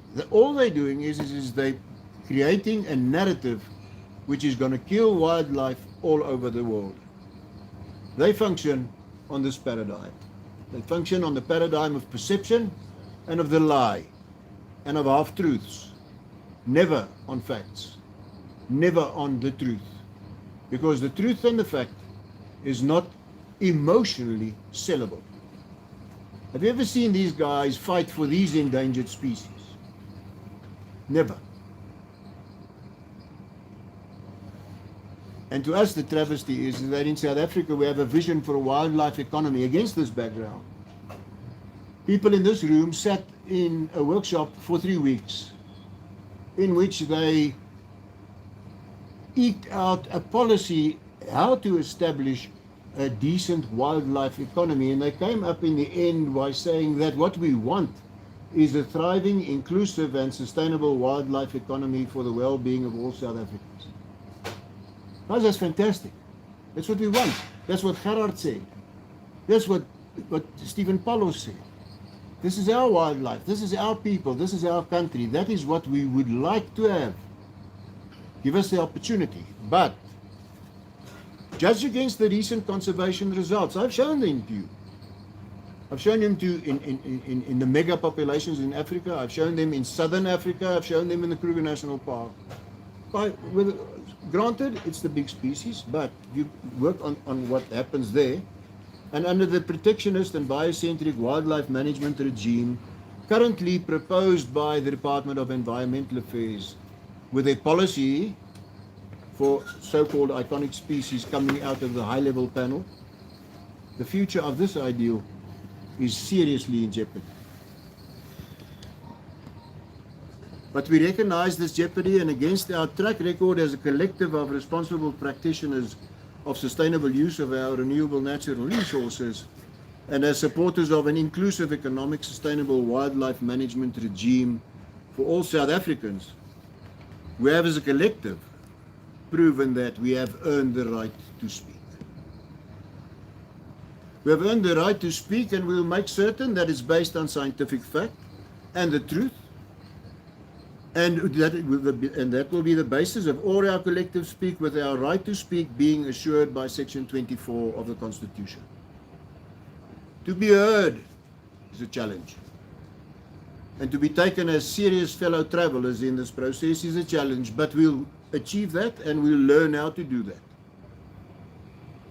We have the right to speak in terms of Section 24 of the Constitution, which says everyone has the right, it's strong words, these guys, everyone has the right to an environment that is not harmful to their health or well-being, to have the environment protected for the benefit of present and future generations through reasonable legislative and other measures that prevent pollution and ecological degradation. Have you read the press in the past week about all of the uranium saturated water decanting from the mines in the western parts of the reef? Promote conservation and secure ecologically sustainable development and use of natural resources while promoting justifiable economic and social development. To us, that is the inclusive and economically sustainable wildlife management regime that we stand for. But if you look at the people who are driving the policy, they seem to stop at Section 24B2. Seems as if they have not yet read B3. We have earned the right to speak because we brought back the number of game on farms. And you'll see the figures there. Mountain zebra from approximately 15 to 970. That's Peter Flack's figures of 2013. There'll be much more now. Bontebok up to 2,900. Black wildebeest 29,000. Blesbok 59,000. And blue wildebeest to 30,000. It is a massive effort of wildlife ranchers, and it should be acknowledged. We've earned the right to speak for rewilding more than 18 million hectares of agricultural marginal land, resulting in serious habitat rehabilitation. Because if you don't rehabilitate your habitat, you cannot have wildlife. Nobody hunts on a feeding lot.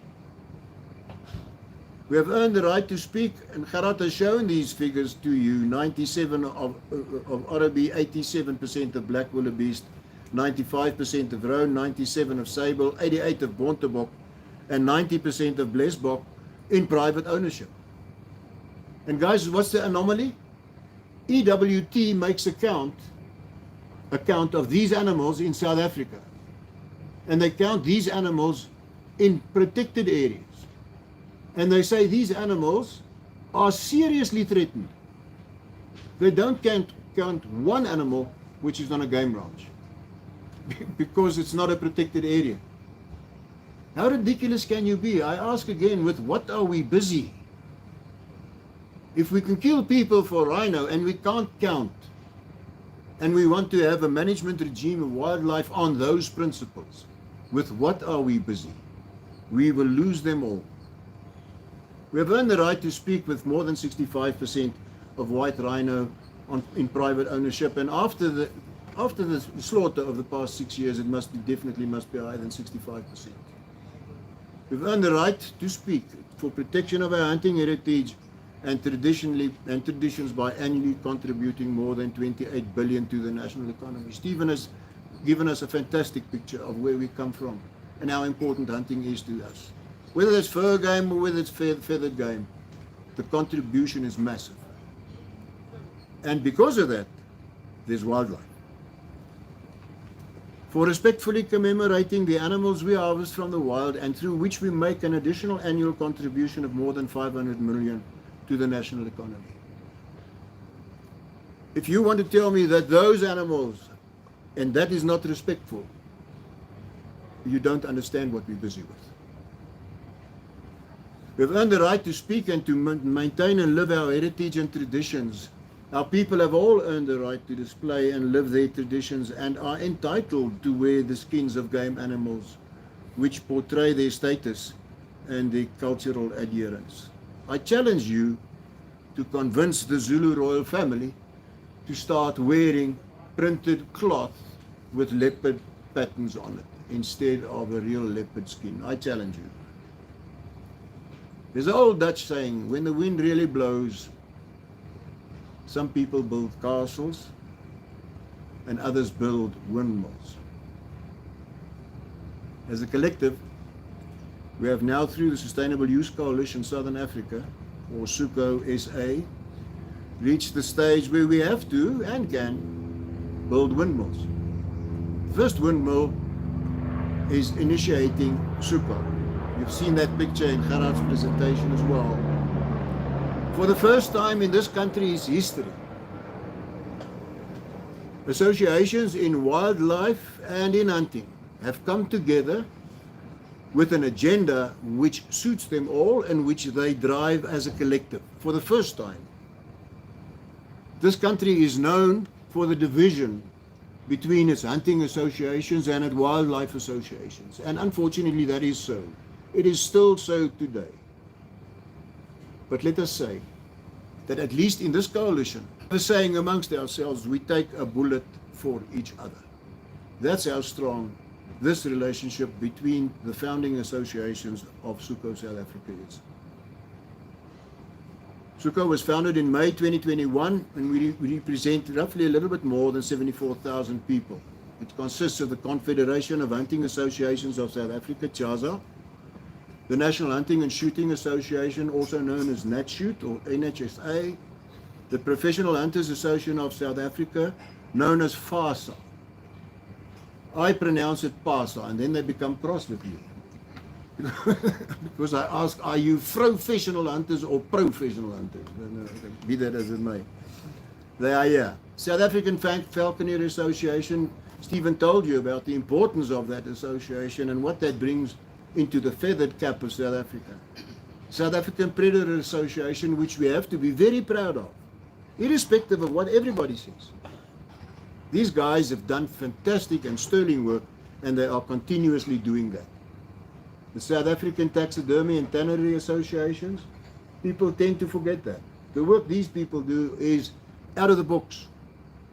And it's the only place that we as hunters can have our memories portrayed respectfully.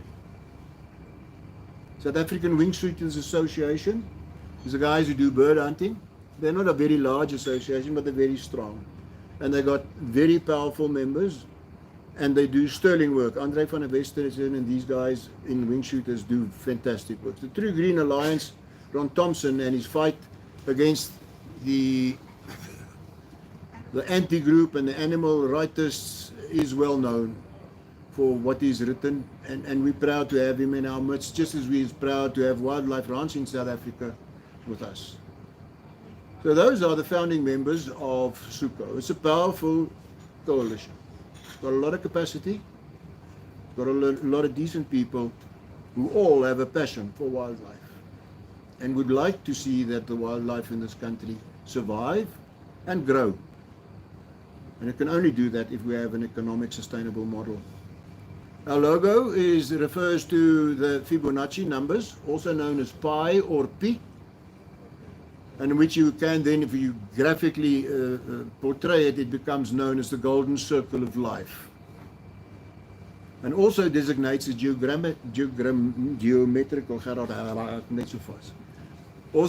designates a geometrical natural equilibrium of the whole, because we're looking at an equilibrium. We're looking at, you never have equilibrium and nature in a flat line. It never is a flat line. We have rain and we have drought.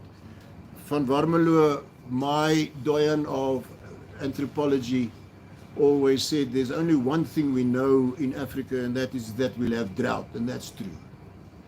But that designates where our logo comes from, and we say, let them hear who want to hear.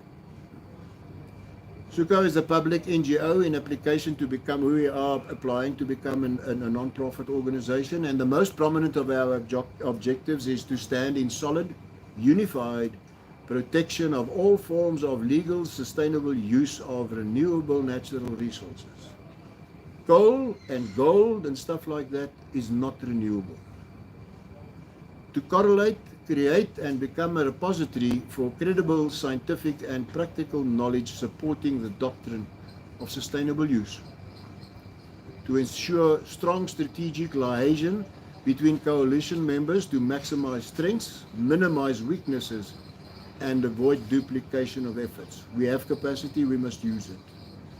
To share to the public useful and educational facts on the benefits of sustainable use and the resultant importance of habitat conservation. If you don't farm with grass, you cannot farm with bontebok. You have to farm with grass. That's where it begins, and you have to farm with trees. To create capacity to ensure positive influence in every sphere of policy affecting all aspects related to sustainable use and habitat conservation. Guys, that's a mouthful.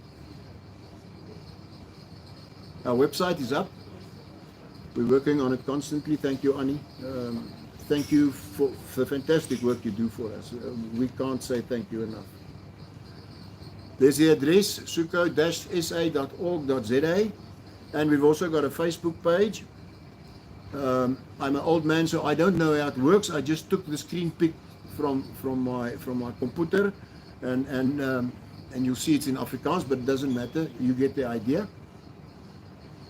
And then we've got a short list of current tasks. Is to understand the impact of resolutions of the IUCN World Congress, which ended on the 11th of September.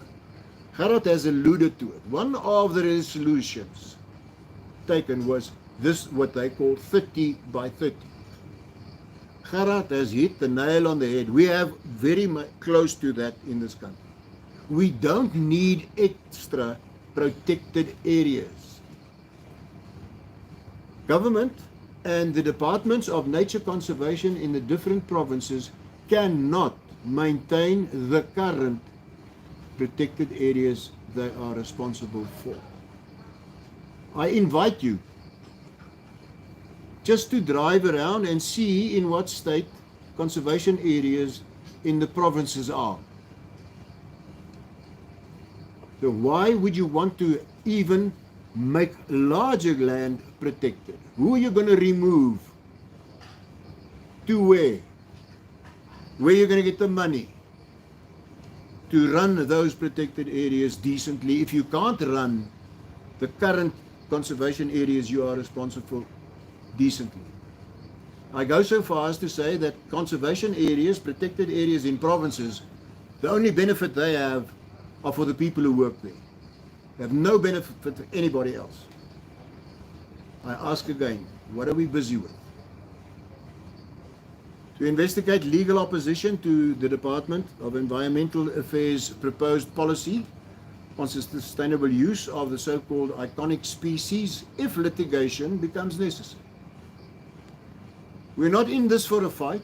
We don't want to fight, but we will. If we have to go to litigation, we will. Because we have facts on our side. To investigate and act on non-release of the leopard hunting quota by the Minister of Department of Environmental Affairs, it's a travesty. Last year, they released the quota in October and they wanted us to hunt it in November. This year it's the same. What are you busy with? The latest of the minister is that she's going to put this leopard quota out there for public comment. Whereas CITES have given her the permission to do this. Why doesn't she issue the permits? It becomes ridiculous. Open membership to SUco for interested and appropriate associations or individuals. And phrase and distribute short social media focused factual information briefs and infographics of economic worth of game ranching and hunting in sustaining rural economies. In this country, the term rural and rural communities has taken on the meaning that it is communal communities, or it is the townships around towns. Those become rural communities. It's ridiculous.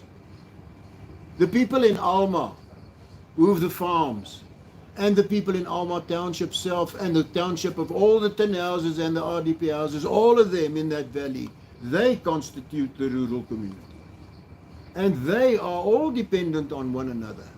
And the sooner we realize that those are our rural communities and that we have economic basis and an economic footprint in each of these rural communities and that we can build something around it if we work together, the quicker we'll get there. But in this country, the only form you have to fill in which asks your race is the government form. Come on, guys. Why? I'm South African. I've been in this country, my forebearers, for seven generations. You think I associate with the Dutch where I come from? I don't. I go into the neat streets of Switzerland and I stand aghast at the cleanliness of it and at the punctuality, and in the second day it kills me. Then I long for the hustle and bustle of the markets in Dar es Salaam or in Maravastad. Those are the things that I can compare myself with. I'm an African. And I can never become an Afro-American because I'm not black. But I'm an African. And as we sit here, we are all Africans. So wake up. We have to understand transformation. Transformation is one of the biggest lip service words in this country's history. The stuff which they write about transformation in rural communities, which I've explained to you how they understand it, are stuff that I've been reading in all of my studies since 1980. The words are the same. The narrative is the same. If you look at the results, none. Because they don't know how to manage it. And even if they know, the bureaucracy is so large that they always want to be in charge of stuff which they don't understand. Just go and speak to Makua. There's Makua there in the corner, up there, the western corner of Kruger National Park in the Limpopo. They dropped the fence. If they want to hunt there, they must first speak to Sandparks, Kruger National Park, because the animals there, says Kruger National Park, are theirs. And if they want to manage this thing further, they must speak to Ledet first, because Ledet are the people that give the permits and say what happens there, but the land belongs to the people of Makua. I ask again, what are we busy with? We have to understand transformation and we have to make it work, guys. It's a massive challenge and we have to do it quickly. The SUco task seems daunting, but we take heart from the wisdom of the Dalai Lama when he says, if you think you're too small to make a difference, try sleeping with a mosquito. Thank you for your valuable time. Thank you. Guys, have you got questions or stuff which we can have a look at? Will you give us 2 or 3 minutes, please, just to get this stuff down? And get all of the guys with the answers. Let them sit here, and then you can ask them.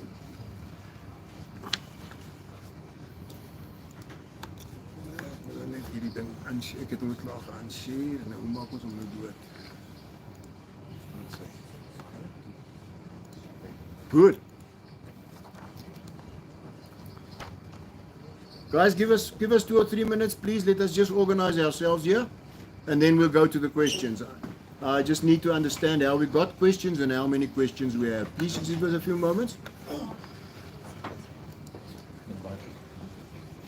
Hierdie is nou 'n regte boerepersdag.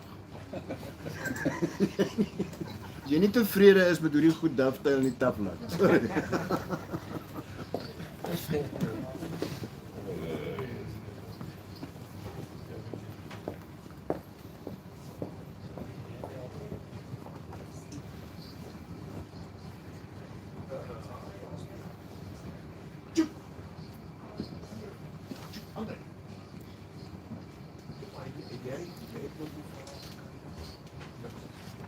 Nee, maar dan beteken hulle luister.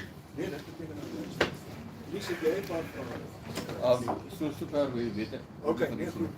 Dan ons 'n bietjie tyd om te praat. Dan is dit beslis vir ons resultaat.